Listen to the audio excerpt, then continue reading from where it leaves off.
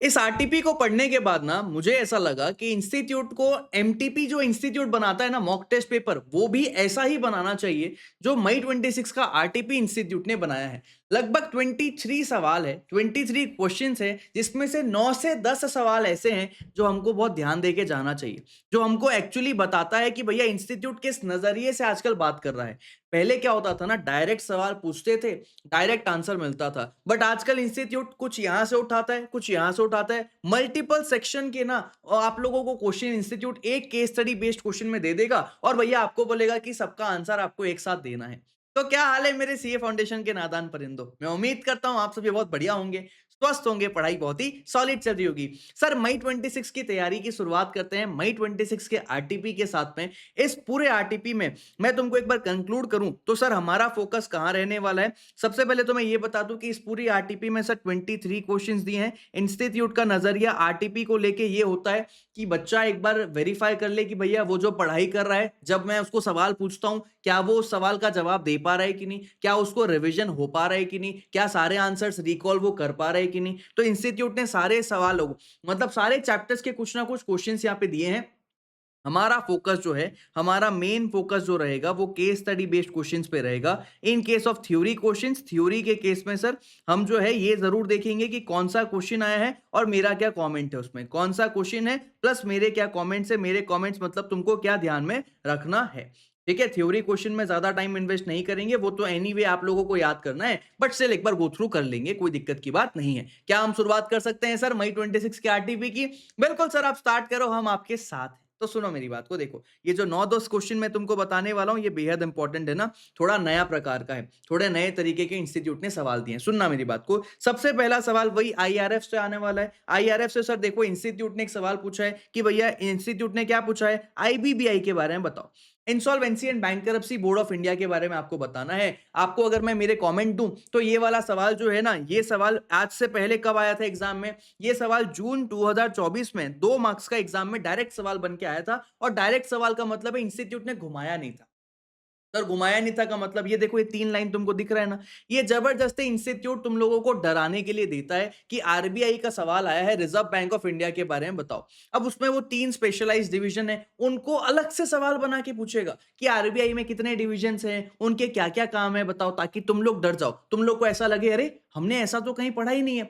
तो मेरा जवाब ये है सर, जब भी आईआरएफ का सवाल आप देखते हो, आईआरएफ में ज्यादा कुछ है नहीं कंटेंट, इंस्टीट्यूट वही सवाल को घुमा घुमा के बार बार पूछता रहेगा। तो आईबीबीआई के बारे में पूछा है, मतलब आईबीबीआई का जितना कंटेंट तुमने याद किया है वो सब तुमको लिखना है कि रेगुलेटर है, किनको कवर करता है, किनको एंटी भैया स्पीड अप करता है प्रोसेस को, सब कुछ तुमको लिख के आना रहेगा। ठीक है सर। अच्छा, तो ये एग्जाम में आज तक एक बार आया है, इसके पहले जो है ये जैन 25 में एमटीपी 2 में भी आ चुका है। तो सर क्या पूछ रहा है, बोलता है इंस्टीट्यूट की भैया आईआरएफ के सवाल में आपको जवाब देना है कि insolvency and bankruptcy board of India क्या होता है, डिस्कस करो इसके एस्टैब्लिशमेंट के बारे में। अब तुम एस्टैब्लिशमेंट पढ़ के डर जाओगे कि अरे मेरे को तो डेट याद नहीं है, इसीलिए मैं हमेशा बोलता हूं कि तुमको डेट एग्जैक्ट याद नहीं है तो ईयर तो याद रखो कि भैया इंसॉल्वेंसी एंड बैंकरप्सी जो हमारा कोड है 2016 का था, तो एस्टैब्लिशमेंट 2016 में हुआ है। पावर क्या है, फंक्शन क्या है, कैटेगरीज क्या है वो पर्सन की जिनको आईबीबीआई कवर करता है अपने अंडर, ये सारी चीजों पे यहाँ पे चर्चा होने वाली है। तो फटाफट से एक बार इसका आंसर गो थ्रू कर लेते हैं सर। देखो इसका आंसर एकदम सिंपल रहने वाला है, जितना तुमने आईआरएफ में पढ़ा है वो सब यहाँ पे तुमको लिखना है। तो सर क्या तुमने पढ़ा है, हमने पढ़ा था कि आईबीबीआई जो है ना वो रेगुलेटर है, हमारे ओवरसी इंसॉल्वेंसी प्रोसीडिंग्स को देखता है, एंटिटीज को कवर करता है जैसे कि insolvency professional agencies, insolvency professionals, information utilities. साथ ही इसका एस्टैब्लिशमेंट कब हुआ था, 2016 लिख देना। 1 अक्टूबर तुमको एग्जैक्ट याद नहीं रहेगा, मैं बिल्कुल समझता हूं, बट 2016 लिखा जा सकता है। इसको पावर दिए गए थे कोड के तहत, जो पास हुआ था लोकसभा में 5 मई 2016 को पास हुआ था, 2016 को एग्जैक्ट डेट याद नहीं है, 2016 लिख देना। ये कवर करता है इंडिविजुअल कंपनीज, एलएलपीज, पार्टनरशिप और पार्टनरशिप फर्म्स को, है ना। ये नया कोड जो है स्पीड अप करता है रिजोल्यूशन प्रोसेस को, ये सिंप्लीफाई करता है उस प्रोसेस को जो इंसॉल्वेंसी प्रोसीडिंग्स में लगता है, उस पूरे प्रोसेस को सिंप्लीफाई करता है। और लास्ट में लिख देना कि भैया ये अपने केसेस को हैंडल करता है दो दो जो है ना ट्रिब्यूनल्स के तहत, जो है एनसीएलटी और डेट रिकवरी ट्रिब्यूनल। आसान है एकदम, है ना, जितना वहां पे तुम्हारा यहाँ पे दिया था सब तुमको लिख के आना रहेगा। आईआरएफ में मार्क्स खोने का स्कोप मत रखना। 6 मार्क्स का सवाल आता है, तुम्हारा मिनिमम टारगेट होना चाहिए, तुमको 5 मार्क्स लेके आना ही है। 5 पेज में तो खत्म हो जाता है चैप्टर। उसमें भैया जितनी चीजें लिखी है सब तुमको याद करना है, क्योंकि तुम याद नहीं करोगे तो तुम एग्जैक्ट लिख नहीं पाओगे, एग्जैक्ट लिखोगे नहीं तो तुमको नंबर नहीं मिलेंगे। सर पूरी चक्री है, थोड़ा आप लोगों को बार बार रिवाइज करके याद कर लेना चाहिए, क्योंकि फोकट के मार्क्स है भाई, 5 पेज में 5 नंबर तुम्हारे जेब के अंदर।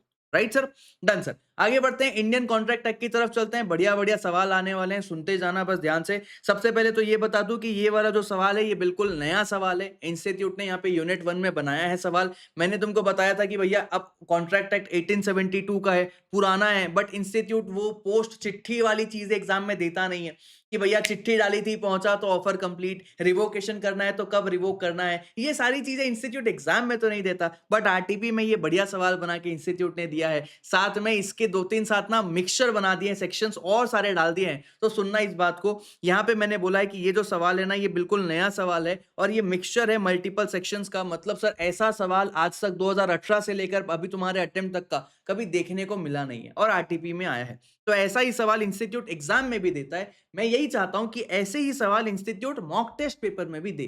क्यों सर? क्योंकि मॉक टेस्ट पेपर इंस्टीट्यूट क्या करता है ना, कॉपी पेस्ट कर देता है, कुछ मजा नहीं आता।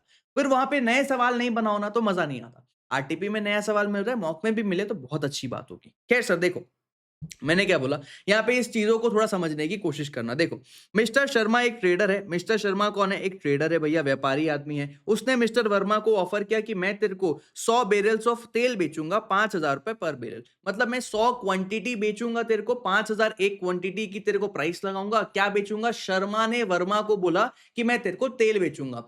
जानबूझ के इंस्टीट्यूट ऐसे शब्दों का इस्तेमाल, ऐसे नामों का इस्तेमाल करता है जो तुमको कंफ्यूज करे। सोहन, मोहन, रोहन, टोहन, शर्मा, वर्मा। तुमको लगेगा वर्मा ने शर्मा को बोला था या शर्मा ने वर्मा को बोला था। तुम मामू का आदमी है, तूने मामू को लाश दिया, तुम कंफ्यूज हो जाओगे। तुम भैया कंफ्यूज हो जाओगे और तुम शर्मा की जगह वर्मा लिख दोगे, पूरा आंसर चेंज हो जाएगा। कई बच्चों से ऐसी गलतियां होती है।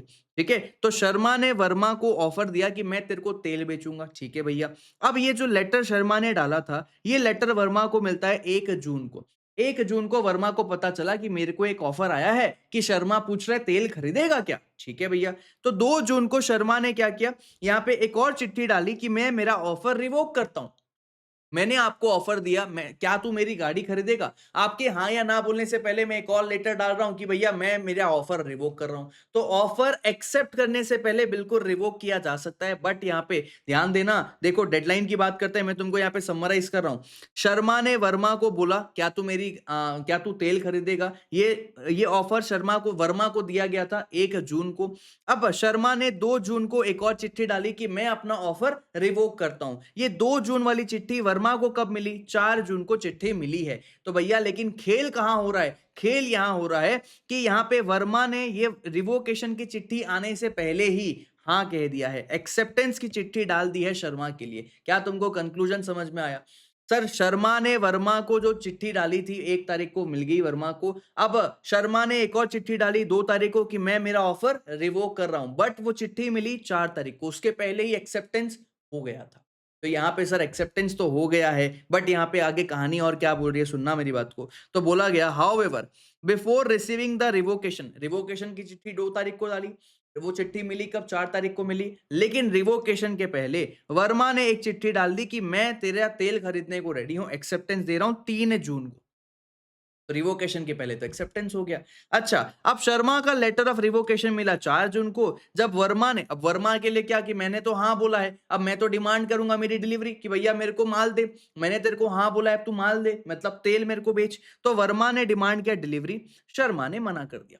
शर्मा खुद ही बोलता है क्या तू तेल खरीदेगा? अब शर्मा खुद ही मना कर रहा है। क्यों शर्मा ने मना? इसलिए किया, शर्मा ने बोला कि भैया देख कॉन्ट्रैक्ट ना वॉइड है। कॉन्ट्रैक्ट क्यों वॉइड है? कॉन्ट्रैक्ट क्यों वॉइड है? क्योंकि शर्मा बोलता है सिंस मैंने तेरे को ये बताया ही नहीं कौन से प्रकार का तेल मैं तेरे को ऑफर कर रहा हूं, mustard oil, ground oil, refined oil, मतलब जो यहाँ ऑफर कर रहा है वो खुद ही बोल रहा है मैंने तेरे को तेल कौन सा देना है ये नहीं बताया, इसलिए ये कॉन्ट्रैक्ट क्या है? वॉइड है। और फर्दर मैं तेरे को एक और बात बोलना चाहता हूं कि भैया ये जो क्लेम है ना कि मेरे पास अभी कोई स्टॉक है ही नहीं, तू मेरे से माल लेना चाहता है, पहला तो 2 कारण है मैं तेरे को माल नहीं दे सकता।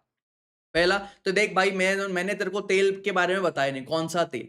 दूसरा भैया मेरे पास माल ही नहीं है, मैं तेरे को माल का सप्लाई करूंगा कहां से? तो शर्मा ये बात बोल रहा है। अब वर्मा ने क्या किया, वर्मा ने कोर्ट में जाके केस कर दिया कि भैया ब्रीच ऑफ कॉन्ट्रैक्ट हुआ है और वैलिड एक्सेप्टेंस दिया गया था। मैंने पहले ही बोल दिया था कि ठीक है मेरे को यहाँ पे कॉन्ट्रैक्ट पूरा करना है। उसकी चिट्ठी मेरे पास आया रिवोकेशन की, उसके पहले ही मैंने उसको हाँ कह दिया था, तो अब जो है कॉन्ट्रैक्ट वैलिड है, ये बोला जा रहा है। ठीक है भैया। तो शर्मा ने डिफेंड किया कि भैया कॉन्ट्रैक्ट वॉइड है। क्यों? क्योंकि अनसर्टेनिटी है और इम्पॉसिबिलिटी है। इम्पॉसिबिलिटी का जिक्र क्यों हुआ? यूनिट 1 के साथ में इंस्टीट्यूट ने यूनिट 4 को जोड़ दिया, परफॉर्मेंस ऑफ कॉन्ट्रैक्ट। इम्पॉसिबिलिटी का जिक्र क्यों हुआ? इम्पॉसिबिलिटी का जिक्र इसलिए हुआ क्योंकि उसने बोला मेरे पास तो तेल का माल ही नहीं है, मैं तेरे को दूं तो दूं कैसे? ये तो नामुमकिन है, जब मेरे पास तेल ही नहीं है तो मैं तेरे को माल कैसे दूंगा? अच्छा, तो एग्जामिन करो रिलेवेंट प्रोविजंस को और भैया बताओ, डिसाइड करो क्या बाइंडिंग कॉन्ट्रैक्ट आता है शर्मा और वर्मा के बीच में। तो भैया आप लोगों को सेक्शन 4 लिखना पड़ेगा, communication of acceptance, communication of revocation कब कंप्लीट होता है ये बताओगे। सेक्शन 10 लिखोगे, वैलिडिटी ऑफ एन एग्रीमेंट, कि भैया कॉन्ट्रैक्ट के एसेंशियल एलिमेंट्स में आप बताओगे कि सर्टेनिटी ऑफ मीनिंग होना बेहद इंपॉर्टेंट है। फिर इम्पॉसिबिलिटी पूछ लिया, सेक्शन 56 भी पूछ लिखना पड़ेगा साथ साथ में कि भैया अगर कोई चीज इम्पॉसिबल है तो वो की नहीं जा सकती है। अब भैया यहाँ पे क्योंकि कॉन्ट्रैक्ट का मीनिंग सर्टेन नहीं था, कौन सा ऑयल ये पता ही नहीं था, तो कॉन्ट्रैक्ट तो वॉइड है। कॉन्ट्रैक्ट एक्सेप्ट हो गया तो क्या फर्क पड़ता है, वैलिडिटी कहां से आएगी जब कॉन्ट्रैक्ट ही वॉइड है? तो क्या तुमको बात समझ में आई? हाँ सर। लिखना कैसे है? लिखना आप लोगों को ऐसा रहेगा, सजेस्टेड आंसर एक बार देख लो ताकि आइडिया लग जाए। सेक्शन 4 आप कोट करोगे और बोलोगे कम्युनिकेशन होगा एक्सेप्टेंस और रिवोकेशन का कब कंप्लीट माना जाता है? तो कम्युनिकेशन ऑफ एक्सेप्टेंस कंप्लीट होता है किसके सामने? प्रपोजर के सामने। जब भैया ये और जो ऑफरी है उसने क्या किया, ट्रांसमिशन में डाल दिया और अब जो हमारा एक्सेप्टर है वो उसको रोक नहीं सकता। तो कम्युनिकेशन ऑफ एक्सेप्टेंस कब कंप्लीट होता है? प्रपोजर के सामने। मतलब तेल खरीदने का एक्सेप्टेंस कब कंप्लीट माना जाएगा? जब भैया हमारा वर्मा ने यहाँ पे चिट्ठी डाल दी और अब वो उसको रोक नहीं सकता, मतलब कि बेसिकली 2 तारीख। फिर कम्युनिकेशन ऑफ रिवोकेशन कब कंप्लीट होता है? रिवोकेशन कंप्लीट होता है as against the person who makes it, जो ये रिवोकेशन देना चाहता है, जैसे ही उसने चिट्ठी डाली और अब ये उसको रोक नहीं सकता, है ना? तो भैया यहाँ पे 4 तारीख को उसने चिट्ठी डाली थी रिवोकेशन की, है ना? तो नहीं, 2 तारीख को उसने चिट्ठी डाली थी रिवोकेशन की और ऊपर वाले केस में 3 तारीख को एक्सेप्टेंस आया था। हाँ जी सर, 3 तारीख को यहाँ पे एक्सेप्टेंस आया था, यहाँ पे 2 तारीख को उसने चिट्ठी डाली थी, लेकिन as against the person to whom it is made, जिसको ऑफर दिया गया था, उसके लिए रिवोकेशन कब कंप्लीट हो रहा है? When it comes to his knowledge, जब उसको पता चलेगा तभी तो भैया रिवोकेशन कंप्लीट माना जाएगा। तो बेसिकली कहना ये चाहता है कि रिवोकेशन वैलिड होता है तभी जब ये रीच करता है ऑफरी को, मतलब जिसको हमने ऑफर दिया है ये उसको मिल जाता है बिफोर एक्सेप्टेंस। उसने तो 3 तारीख को चिट्ठी डाल दी, तो भैया उसके चिट्ठी डालने से पहले मेरा रिवोकेशन का चिट्ठी मिला क्या? नहीं, मेरा रिवोकेशन का चिट्ठी तो 4 तारीख को मिला। लेकिन स्टिल यहाँ पे कॉन्ट्रैक्ट क्या होगा? वॉइड। क्यों? क्योंकि यहाँ पे बोला गया सर्टेनिटी ऑफ मीनिंग नहीं है। तो यहाँ पे फर्दर सेक्शन 10 बोलता है कि वैलिड कॉन्ट्रैक्ट होने के लिए एग्रीमेंट में, एग्रीमेंट क्या होना चाहिए? सर्टेन होना चाहिए, परफॉर्मेंस होना चाहिए। मीनिंग अनसर्टेन है तो भैया ये क्या हो जाएगा? वॉइड कॉन्ट्रैक्ट हो जाएगा। या फिर मीनिंग अनसर्टेन है या फिर इसका परफॉर्मेंस हो नहीं सकता, तो ये एनफोर्सिएबल नहीं रहता है। सेक्शन 56 के तहत बोला जा रहा है कि एक इम्पॉसिबल एक्ट जो है ये वॉइड है। इम्पॉसिबल एक्ट क्या है? कि भैया उसके पास माल ही नहीं है, तेल ही नहीं है, तो वो बेचेगा कैसे? इसलिए ये वॉइड हो जाएगा। अगर कॉन्ट्रैक्ट इम्पॉसिबल है परफॉर्म करने के लिए तो ये वॉइड हो जाएगा जब ये एक्ट बिकम्स इम्पॉसिबल। तो इंस्टेंट केस में before receiving the revocation, Verma ने भले ही एक्सेप्टेंस डाल दिया था, बट यहाँ पे शर्मा ने बताया ही नहीं कौन सा तेल मैं तेरे को बेचने वाला हूं। तो on the basis of provisions of the fact ये बोला जा सकता है, ऑल दो एक्सेप्टेंस वैलिडली कम्युनिकेट हो गया था बिफोर रिवोकेशन, एग्रीमेंट क्या बोलेंगे कि वॉइड है। क्यों सर? क्योंकि यहाँ पे अनसर्टेनिटी है, तेल के बारे में नहीं बताया गया, और परफॉर्मेंस क्या है? इम्पॉसिबल है, क्योंकि वहां पे कोई तेल का स्टॉक अवेलेबल नहीं है, कोई एनफोर्सेबल कॉन्ट्रैक्ट नहीं है, और वर्मा यहाँ डैमेजेस क्लेम नहीं कर सकता। क्या तुमको बात समझ में आई? डन है सर जी। चलिए सर, मजा भी आ रहा है, बढ़िया सर। तो हम चलते हैं हमारे क्वेश्चन नंबर 3 की तरफ, जो कॉन्ट्रैक्ट एक्ट में पूछा जा रहा है। ये सब देखो सवाल, ये सवाल ना बिल्कुल आ चुका है, तुम लोग जानते हो इसके बारे में कि मिस्टर दास एक लैंड ओनर है, उसने अपनी प्रॉपर्टी ट्रांसफर की। मिस्टर दास एक लैंड ओनर है, प्रॉपर्टी देता है अपनी बेटी को, गीता नाम है बेटी का, एक कंडीशन के साथ कि भैया गीता तो 20,000 रुपए एनुअली अपने मेटरनल अंकल को दे देना। पापा ने बेटी को अपना प्रॉपर्टी दिया, बेटी को बोला कि बेटी तू ना मेटरनल अंकल मेरे भाई को 20,000 रुपए साल भर का एन्युटी या मंथली एन्युटी जो भी है लमसम पेमेंट तू दे दिया कर 20,000 रुपए। तो बेटी ने बोला ठीक है भैया, मैं प्रॉपर्टी एक्सेप्ट करती हूँ और मैं पैसा दे दूंगी, बट उन्होंने फेल कर दिया पे करने के लिए एन्युटी। अब सर यहाँ पे इसको अगर मैं ड्रॉ करके भी तुमको दिखा दूं तो हमारा जो ये लैंड ओनर है मिस्टर दास, दास ने प्रॉपर्टी दी बेटी को, डॉटर को, और डॉटर को बोला कि तू पैसे दे देना थोड़ा बहुत, 20,000 रुपए लगभग दे देना गोपाल को। ठीक है, तो डॉटर ने वादा किया कि मैं दे दूंगी, बट डॉटर फेल हो गई, डॉटर ने पैसा नहीं दिया। अच्छा, अब क्या हुआ, गोपाल ने सू कर दिया गीता को। गोपाल जो कि भैया भाई है, पापा के भाई है ना, उन्होंने सू कर दिया किसके ऊपर, डॉटर के ऊपर, गीता के ऊपर। और गीता ने आर्ग्यू किया, गीता ने क्या आर्ग्यू किया पता है, गीता ने बोला कि गोपाल तुम एक पार्टी टू एग्रीमेंट नहीं हो, तुम्हारे पास कोई राइट नहीं है सू करने का। अरे भैया, कॉन्ट्रैक्ट मेरे और मेरे पापा के बीच हुआ है, तुम एक पार्टी टू एग्रीमेंट नहीं हो। जैसे ही ये बात बोला गया, तुमको वहां स्ट्रेंजर टू कॉन्ट्रैक्ट के बारे में लिखना पड़ेगा, तुमको स्ट्रेंजर टू कॉन्ट्रैक्ट के बारे में लिखना पड़ेगा। सर ये केस स्टडी आप लोगों को याद है, चिन्नैया वर्सेस रमैया की बात कर रहा है। ओल्ड लेडी ने प्रॉपर्टी ट्रांसफर किया था बेटी को, ये बोल के कि अपने मैटरनल अंकल, मतलब सॉरी अपने मामा जी को, मेरे भाई को आप पैसा दे देना, ये वही वाला केस है। तो सर ये वाला केस जो है ना, दिसंबर 2018 में आया था आरटीपी में, और उसके बाद आज तक एग्जाम्स में आया नहीं है। जब मैं कंसीडरेशन तुमको पढ़ाता हूं तो मैं तुमको ये बात बताता भी हूं कि कुछ टॉपिक्स यूनिट 1 में, यूनिट 2 में इंपॉर्टेंट दिखते हैं लेकिन एग्जाम में आते नहीं। इंस्टीट्यूट उनका नजरिया बहुत इंपॉर्टेंट रखता है, जैसे कि भैया लालमेन शुक्ला वर्सेस गौरी दत्त हो गया। फिर हमारा क्या कहते हैं और केस स्टडीज है, हमारा एक और केस स्टडी का नाम मुझे याद आ रहा है कि सपोज करो ऑफर जो है कम्युनिकेट होना चाहिए, ऑफर ही को, ये वाला केस था हमारा लालमेन शुक्ला वर्सेस गौरी दत्त। और एक state of Gujarat versus Ramanlal एसेंट कंपनी की, पार्टनरशिप फर्म अपना ही एसेट्स को बेच रहा है और वहां पे ये ट्रांजेक्शन करना चाहता है, ये ट्रांजेक्शन पे टैक्स लगाना चाहता है सेल्स टैक्स ऑफिसर। ये दिखता इंपॉर्टेंट है बट एग्जाम में इंस्टीट्यूट देता नहीं है। चिन्नैया वर्सेस रमैया वाला केस स्टडी भी दिखता इंपॉर्टेंट है बट इंस्टीट्यूट एग्जाम में देता नहीं है। आरटीपी में दे देता है ना, एमटीपी में दे देता है बट एग्जाम में नहीं आता है। तो गोपाल ने बोला कि भैया कंसीडरेशन जो है ना, ये तेरे को दास से मिला है। Consideration may move from any other person. पहला कंसीडरेशन का पहला rule, consideration must move at the desire of promisor. Consideration का दूसरा rule, consideration must may proceed from promisee और एनी अदर पर्सन। तो भैया तेरे को मैंने तो कोई कंसीडरेशन नहीं दिया, तेरे को मैंने तो गीता, तेरे को मैंने तो कुछ भी नहीं दिया, लेकिन बेटा तेरे को तेरे पापा ने तो दिया है ना। तो consideration may move from other person, मतलब ऑफरी या एनी अदर पर्सन के द्वारा भी यहाँ पे तेरे को कुछ भी मिला है तो कॉन्ट्रैक्ट तो हो रहा है ना भैया, है ना। तो यहाँ पे वो एंटाइटल्ड है कि वो कॉन्ट्रैक्ट में एनफोर्स कर सकता है। क्या गोपाल रिकवर करेगा एन्यूटी? बिल्कुल रिकवर करेगा। यहाँ पे आप केस स्टडी का रेफरेंस देके आ जाना और भैया आंसर को सुंदर हिसाब से लिख के आ जाना कि चिन्नैया वर्सेस रमैया के केस स्टडी में भी ये बताया गया था। और स्ट्रेंजर टू कंसीडरेशन कब सू कर सकता है, तो सुनना बात को, बोला गया कंसीडरेशन मूव होगा प्रोमिसी से या एनी अदर पर्सन से, लेकिन प्रिविटी ऑफ कॉन्ट्रैक्ट है। प्रिविटी ऑफ कॉन्ट्रैक्ट मतलब दो लोग के बीच में तीसरा आदमी नहीं आ सकता, इसका एक एक्सेप्शन है। क्या एक्सेप्शन? चिन्नैया वर्सेस रमैया का, जहां पे एग्रीमेंट किया गया है for the benefit of a third party, ये एनफोर्सिएबल है। इवन दो थर्ड पार्टी कोई डायरेक्टली पार्टी नहीं था, दोनों के बीच में, पापा और बेटी के बीच में डायरेक्ट तो नहीं था, लेकिन भैया थर्ड पार्टी यहाँ पे आ सकता है। प्रेजेंट केस में ऐसा ऐसा हुआ है, ये पूरा समराइज कर देना। ऑल्दो स्ट्रेंजर टू कॉन्ट्रैक्ट सू नहीं कर सकता, लेकिन यहाँ पे कंसीडरेशन मिस्टर दास से आया है। कॉन्ट्रैक्ट में बेटी को दास से प्रॉपर्टी मिली है गोपाल के बेनिफिट के लिए, और यहाँ पे बोला भी गया है एन्युटी दे देना। तो यहाँ पे गीता लीगली बाउंड है कि उसको गोपाल को पैसा देना पड़ेगा। डन है सर? बिल्कुल सर। आगे चलते हैं अगले सवाल की तरफ। तो देखो अगला सवाल क्या बोल रहा है। अगला सवाल बोलता है कि भैया मिस्टर सेन जो है, मिस्टर सेन एक एल्डरली विडोवर है, उन्होंने गिफ्ट डीड बनाया, ट्रांसफर करना चाहते हैं अपना घर अपने नेफ्यू को। अब नेफ्यू का नाम है कशिश, ठीक है भैया। सेन एक गिफ्ट डीड बना के नेफ्यू को घर ट्रांसफर करना चाहता है। सब्सिक्वेंटली ये पता चला कि कशिश ने यहाँ पे थ्रेटन किया है मिस्टर सेन को, unless the property was gifted to him he would file a false case, criminal complaint of harassment against him।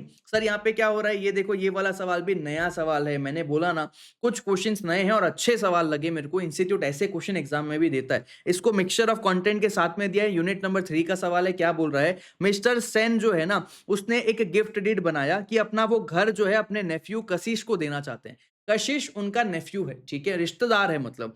Subsequently ये डिस्कवर हुआ कि कशिश ने थ्रेटनिंग दी थी, मतलब भैया दबाव बनाया था, धमकी दी थी। थ्रेटनिंग का मतलब होता है धमकी देना। कशिश ने धमकी क्या दी कि भैया मिस्टर सेन, अगर तूने प्रॉपर्टी मेरे को गिफ्ट नहीं दिया तो मैं आपके नाम पे एक फॉल्स क्रिमिनल कंप्लेन फाइल करूंगा ऑफ हैरेसमेंट, कि आप मेरे को हैरेस करते हो, आप मेरे को परेशान करते हो, आप मेरे को मेंटली टॉर्चर करते हो। मतलब सर जो हमारा यहाँ पे नेफ्यू है ना, वो बढ़िया, वो क्या कर रहा है, धमकी दे रहा है कि देख अगर तूने मेरे को प्रॉपर्टी ट्रांसफर नहीं की मैं तेरे पे हैरेसमेंट का केस कर दूंगा। अब फर्दर कशिश बिंग मिस्टर सेन का सोल केयर टेकर, कशिश का ध्यान रखना मिस्टर सेन की जिम्मेदारी है, तो इमोशनली उसने इन्फ्लुएंस हुआ और बिलीविंग कि भैया transferring the property would guarantee him life long care and affection, कि भैया चलो ठीक है इमोशनली अटैच था और यहाँ पे कशिश जो है धमकी भी दे रहा है, फिर मैं इमोशनली अटैच भी हूं, मैं प्रॉपर्टी ट्रांसफर कर देता हूं। तो मिस्टर सेन ने प्रॉपर्टी ट्रांसफर कर दी। मिस्टर सेन को अब आपको भैया बताना है मिस्टर सेन क्या चाहता है। मिस्टर सेन चाहता है कि अब मैं कॉन्ट्रैक्ट को कैंसिल कर दूं, तो बताओ क्या वेदर द गिफ्ट डीड ये वैलिड कहलाएगा under the contract act. The answer is no sir, ये कॉन्ट्रैक्ट में बिल्कुल वैलिड नहीं कहलाएगा। दो कारण आपको लिखना है यहाँ पे। पहला बोल रहा है थ्रेटनिंग, जैसे ही आपने पढ़ा, क्या पढ़ा आपने, थ्रेटनिंग पढ़ा कि वो धमकी दे रहा है कि भैया मैं फॉल्स क्रिमिनल केस कर दूंगा हैरेसमेंट का, इसका मतलब है कोवर्जन, कि भैया यहाँ पे कोवर्जन हो रहा है, धमकी देने का मतलब हो गया। और दूसरा क्योंकि ये इन्फ्लुएंस हो रहा है अपने प्यार में, अपने रिश्तेदारी में, और यहाँ पे दबाव भी बनाया जा रहा है, मतलब आपको कोवर्जन और अनड्यू इन्फ्लुएंस दोनों के बारे में लिखना पड़ेगा। आइडेंटिफाई करना आपको बहुत इंपॉर्टेंट है कि जैसे ही आपने थ्रेटनिंग देखा आपने यहाँ पे कोवर्जन के बारे में बात की, यहाँ पे इन्फ्लुएंस देखा आपने अनड्यू इन्फ्लुएंस के बारे में बात की, यहाँ पे आपने क्या देखा, यहाँ पे आपने देखा भैया कि प्रॉपर्टी ट्रांसफर हो रहा है, स्ट्रेंजर टू कॉन्ट्रैक्ट की बात हुई, प्रिविटी ऑफ कॉन्ट्रैक्ट का आपको जिक्र करना पड़ेगा, चिनैया वर्सेस रमैया तो मेन आंसर है, बट यहाँ पे जो क्वेश्चन में जिक्र हो रहा है वो आपको बात करनी पड़ेगी। इम्पॉसिबिलिटी, नो स्टॉक, तो आपको हर शब्द पे जाना है। आंसर आप अगर सिर्फ अनड्यू इन्फ्लुएंस लिखते हैं वो भी सही है, बट क्योंकि यहाँ पे थ्रेटनिंग की बात भी हुई है तो आपको यहाँ पे कोवर्जन का जिक्र भी करके आना ही पड़ेगा। ठीक है, तो आंसर फटाफट से देख लो। सेक्शन 15 के तहत बोला जा रहा है कि कोवर्जन का मतलब कमिटिंग करना या धमकी देना ऐसा हरकत जो भैया forbidden by Indian penal code है, या फिर रख लेना, डिटेन करना, या भैया इरादा ये है कि हम सामने वाले का नुकसान पहुंचाने वाले हैं। ठीक है, तो हमारा उसको सामने वाले को एग्रीमेंट में भी लाना चाहते हैं। तो अनड्यू इन्फ्लुएंस क्या होता है, एक ऐसा सिचुएशन होता है जहां पे पोजीशन होता है कि हम डोमिनेट कर सकते हैं विल ऑफ द दूसरे अदर पर्सन को। तो कॉन्ट्रैक्ट यहाँ पे इन्फ्लुएंस हो रहा है कैसे, कोवर्जन या अनड्यू इन्फ्लुएंस से, तो वो कॉन्ट्रैक्ट वॉइडेबल कहलाता है at the option of agree party. In the present case कशिश यहाँ पे धमकी दे रहा है फॉल्स केस फाइल करने का, और मिस्टर सेन केयर टेकर है, क्लोज रिलेटिव है, तो फिड्यूशरी पोजीशन आ रहा है, मतलब सर भरोसे का रिश्ता आ रहा है, इमोशनली वो मैनिपुलेट हो रहा है, तो ये अनड्यू इन्फ्लुएंस की बात हो रही है। तो गिफ्ट डीड जो यहाँ पे हो रहा है वो दो फैक्टर के तहत आ रहा है, कोवर्जन और अनड्यू इन्फ्लुएंस। एक तो उसने धमकी भी दे दी और अनड्यू इन्फ्लुएंस भी है, तो ये कॉन्ट्रैक्ट क्या कहलाएगा, वॉइडेबल कहलाएगा और बिल्कुल सेट असाइड किया जा सकता है। तो ये जो मिस्टर सेन है ना, ये कोर्ट में जा सकते हैं, अप्रोच कर सकते हैं कि मेरे को ये डीड को कैंसिल करना है, और वो बाउंड नहीं है कि वो ट्रांसफर करे property under the unfair circumstances. Clear, done sir. फिर सर आगे बढ़ते हैं और देखते हैं मिस्टर रोहन वाला सवाल, क्वेश्चन नंबर 5 की बात कर रहे हैं। क्वेश्चन नंबर 5 क्या बोलता है सर, क्वेश्चन नंबर 5 भी नया सेक्शंस को ऐड कर रहा है। देखो यहाँ पे समझना बात को, मिस्टर मोहन जो है ये एंटर करते हैं कॉन्ट्रैक्ट में मिस्टर सोहन के साथ। रोहन ने कॉन्ट्रैक्ट में एंट्री मारी सोहन के साथ में कि मैं तेरे को डिलीवर करूंगा 1000 bag of cement to his construction site on और बिफोर 15 अगस्त। 15 अगस्त के पहले तो रोहन वादा कर रहा है सोहन को, मैं तेरे को डिलीवर करूंगा 1000 बैग ऑफ सीमेंट, मैं तेरे को 15 अगस्त या उसके पहले दे दूंगा। ठीक है, पेमेंट इमीडिएटली दिया जाएगा अपॉन डिलीवरी, जब डिलीवरी होगी पेमेंट हो जाएगा। हाउएवर रोहन फेल्ड हो गया डिलीवर करने के लिए सीमेंट, 15 अगस्त बोला था, अब तो फेल हो गया। 25 अगस्त 10 दिन बाद रोहन ने डिलीवरी की गुड्स की, बट एट दैट टाइम जो डिले है यहाँ पे कॉस्ट करता है disruption to the construction schedule. अब भैया पूरा घर बना रहे हैं, ऑफिस बना रहे हैं, कमर्शियल कॉम्प्लेक्स बना रहे हैं, वॉटेवर में भी यहाँ पे पूरा शेड्यूल तो बिगड़ गया ना, क्योंकि भैया हमारा कंस्ट्रक्शन रुक गया, 10 दिन के लिए हमारा काम डिले हुआ। तेरे को सीमेंट देना था पहले 15 अगस्त तक का, तूने दिया 25 अगस्त तक का। अब यहाँ पे रिजल्ट हो रहा है कि सोहन का नुकसान हो गया contract with the government department. तो रोहन ने वादा किया था सोहन को, मैं तेरे को 15 तारीख के पहले माल दे दूंगा। रोहन ने माल 25 तारीख को दिया, बट इससे हुआ ये कि सोहन का एक गवर्नमेंट कॉन्ट्रैक्ट का नुकसान हो गया। तो सोहन ने रिफ्यूज कर दिया ये एक्सेप्ट करने के लिए कि डीले जो है, Sohan refuse to accept the delayed delivery, कि रोहन ने माल बाद में दिया, सोहन ने मना कर दिया एक्सेप्ट करने से, और भैया एक केस भी फाइल कर दिया डैमेजेस लेने के लिए। तो रोहन ने बोला कि डिलीवरी बहुत माइनर है क्या यार, 10 दिन के लिए कोई केस करता है क्या? इतना तो चलता है बिज़नेस में। रोहन कह रहा है कि डिलीवरी बहुत डिलेड नहीं हुई है, डिलीवरी माइनर डिलेड हुई है और यहाँ पे आर्ग्यू करता है कि भैया तू एक्सेप्ट कर ले गुड्स को चुपचाप, एक्सप्लेन करो rights and abilities of partners क्या रहेगा। तो सर यहाँ पे टाइम एसेंशियल एलिमेंट है, ये आपको दिखाया जा रहा है कि भैया 15 तारीख के पहले बात हुई थी, क्योंकि यहाँ पे बोला गया अगर 15 तारीख के पहले बात हुई है तो 15 तारीख तक माल मिल जाना चाहिए। ये आप समझ लो कि कंस्ट्रक्शन का काम रुक जा रहा है या कंस्ट्रक्शन यहाँ पे हैम्पर हो रहा है, तो वहां पे टाइम एसेंशियल एलिमेंट है। फर्दर ये गवर्नमेंट कॉन्ट्रैक्ट, गवर्नमेंट डिपार्टमेंट के साथ एक कॉन्ट्रैक्ट होना था, वो भी यहाँ पे जिक्र है, तो यहाँ पे आप लोगों को लिखना पड़ेगा, बिल्कुल डैमेजेस लिया जा सकता है, क्योंकि सर यहाँ पे टाइम एसेंशियल एलिमेंट होता है ना। तो यहाँ पे बोला गया जब ऑर्डर ऑफ परफॉर्मेंस देखो रेसिप्रोकल है ना, मतलब सर तू मेरे को पहले माल देगा फिर मैं तेरे को पेमेंट दूंगा। आज तक इंस्टीट्यूट ने कभी 52 53 पे सवाल आप लोगों को नहीं पूछा है, 52 53 पे सवाल नहीं आया है। हाँ 55 पे सवाल आया है कि टाइम एसेंशियल एलिमेंट है, बताओ क्या होगा, वो तो हमको पता है, बट 52 और 53 का नया यहाँ पे कोटेशन आया है और ये आइडेंटिफाई करना आप लोगों के लिए मुश्किल हो जाएगा। इसलिए इन क्वेश्चंस को थोड़ा ध्यान में रखना कि भैया जहां पे order of performance reciprocal promise है, जो एक्सप्रेसली फिक्स हो रहा है कि तू डिलीवरी दे मैं तेरे को पेमेंट दूंगा, उनको उसी ऑर्डर में आपको परफॉर्म करना होता है। पहला ये बता दो, फिर बता दो भैया अगर प्रोमिसर प्रिवेंट करता है प्रोमिसी को परफॉर्म करने के लिए उसका प्रोमिसी एंटाइटल्ड है कॉम्पेंसेशन को, कि भैया तूने मेरे को माल दिया नहीं तो मैं आगे जाके कॉन्ट्रैक्ट कर नहीं पाया गवर्नमेंट के साथ में, मेरे को कॉम्पेंसेशन मिलेगा। सेक्शन 55 बोलता है कि अगर टाइम एक्सप्रेसली बोला गया है कि एसेंस है और प्रोमिसर यहाँ पे फेल हो जाता है कॉन्ट्रैक्ट को पूरा करने के लिए, कॉन्ट्रैक्ट वॉइड नहीं होता है, वॉइडेबल हो जाता है, याद है ना। वॉइडेबल कॉन्ट्रैक्ट कब कब होता है, याद है कि भूल गए? सर वॉइडेबल कॉन्ट्रैक्ट होता है जहां पे कंसेंट फ्री नहीं है, जहां परफॉर्मेंस को भैया प्रिवेंट किया गया, जहां टाइम एसेंशियल एलिमेंट है और वहां पे आपने वो कॉन्ट्रैक्ट को पूरा नहीं किया। ऑक्शन सेल में भी कॉन्ट्रैक्ट वॉइडेबल हो जाता है, याद है? हाँ जी सर, तो यहाँ पे वॉइडेबल हो जाएगा कॉन्ट्रैक्ट। और यहाँ पे जो है ना at the option of promisee, अगर ये एसेंस नहीं होता है तो कॉन्ट्रैक्ट कंटिन्यू करेगा और डैमेजेस हम ले सकते हैं सिर्फ डीले के लिए। अगर टाइम एक एसेंशियल एलिमेंट नहीं है, स्टिल मेरे को माल इतना डीले क्यों, मैं क्यों एक्सेप्ट करूं? मैंने तेरे को टाइम बताया, तेरे को उतने टाइम के अंदर माल दे देना चाहिए, तूने 10 दिन बाद दिया 20 दिन बाद दिया, भैया टाइम एसेंशियल नहीं है तब भी डीले का तो डैमेजेस में ले ही सकता हूं। टाइम एसेंशियल है तो मैं तो कॉम्पेंसेशन भी लूंगा, बट डीले के केस में तो भी मैं डैमेजेस तो नॉर्मल डैमेजेस तो ले ही सकता हूं। तो इन द इंस्टेंट केस ऐसा ऐसा हुआ कि भैया राहुल ने वादा किया था लेकिन वो डिलीवर कर नहीं पा रहा है, रोहन जो है वादा करके मुकर गया। अब यहाँ पे सोहन का प्रोजेक्ट जो है वो डिसरप्ट हो गया है, सोहन का प्रोजेक्ट क्या हुआ, डिसरप्ट हुआ और उसको एक गवर्नमेंट का कॉन्ट्रैक्ट था वो भी उसका नुकसान हो गया। तो in commercial contract supply of material construction के लिए ये माना जा रहा है कि टाइम क्या है, एक एसेंस है कॉन्ट्रैक्ट का। कंस्ट्रक्शन के केस में कमर्शियल वर्ल्ड में टाइम एसेंशियल होता है। सिंस रोहन फेल हो गया कॉन्ट्रैक्ट को डिलीवर कर मतलब पूरा करने में, तो यहाँ पे रोहन के केस में कॉन्ट्रैक्ट वॉइडेबल हो जाएगा at the option of Sohan.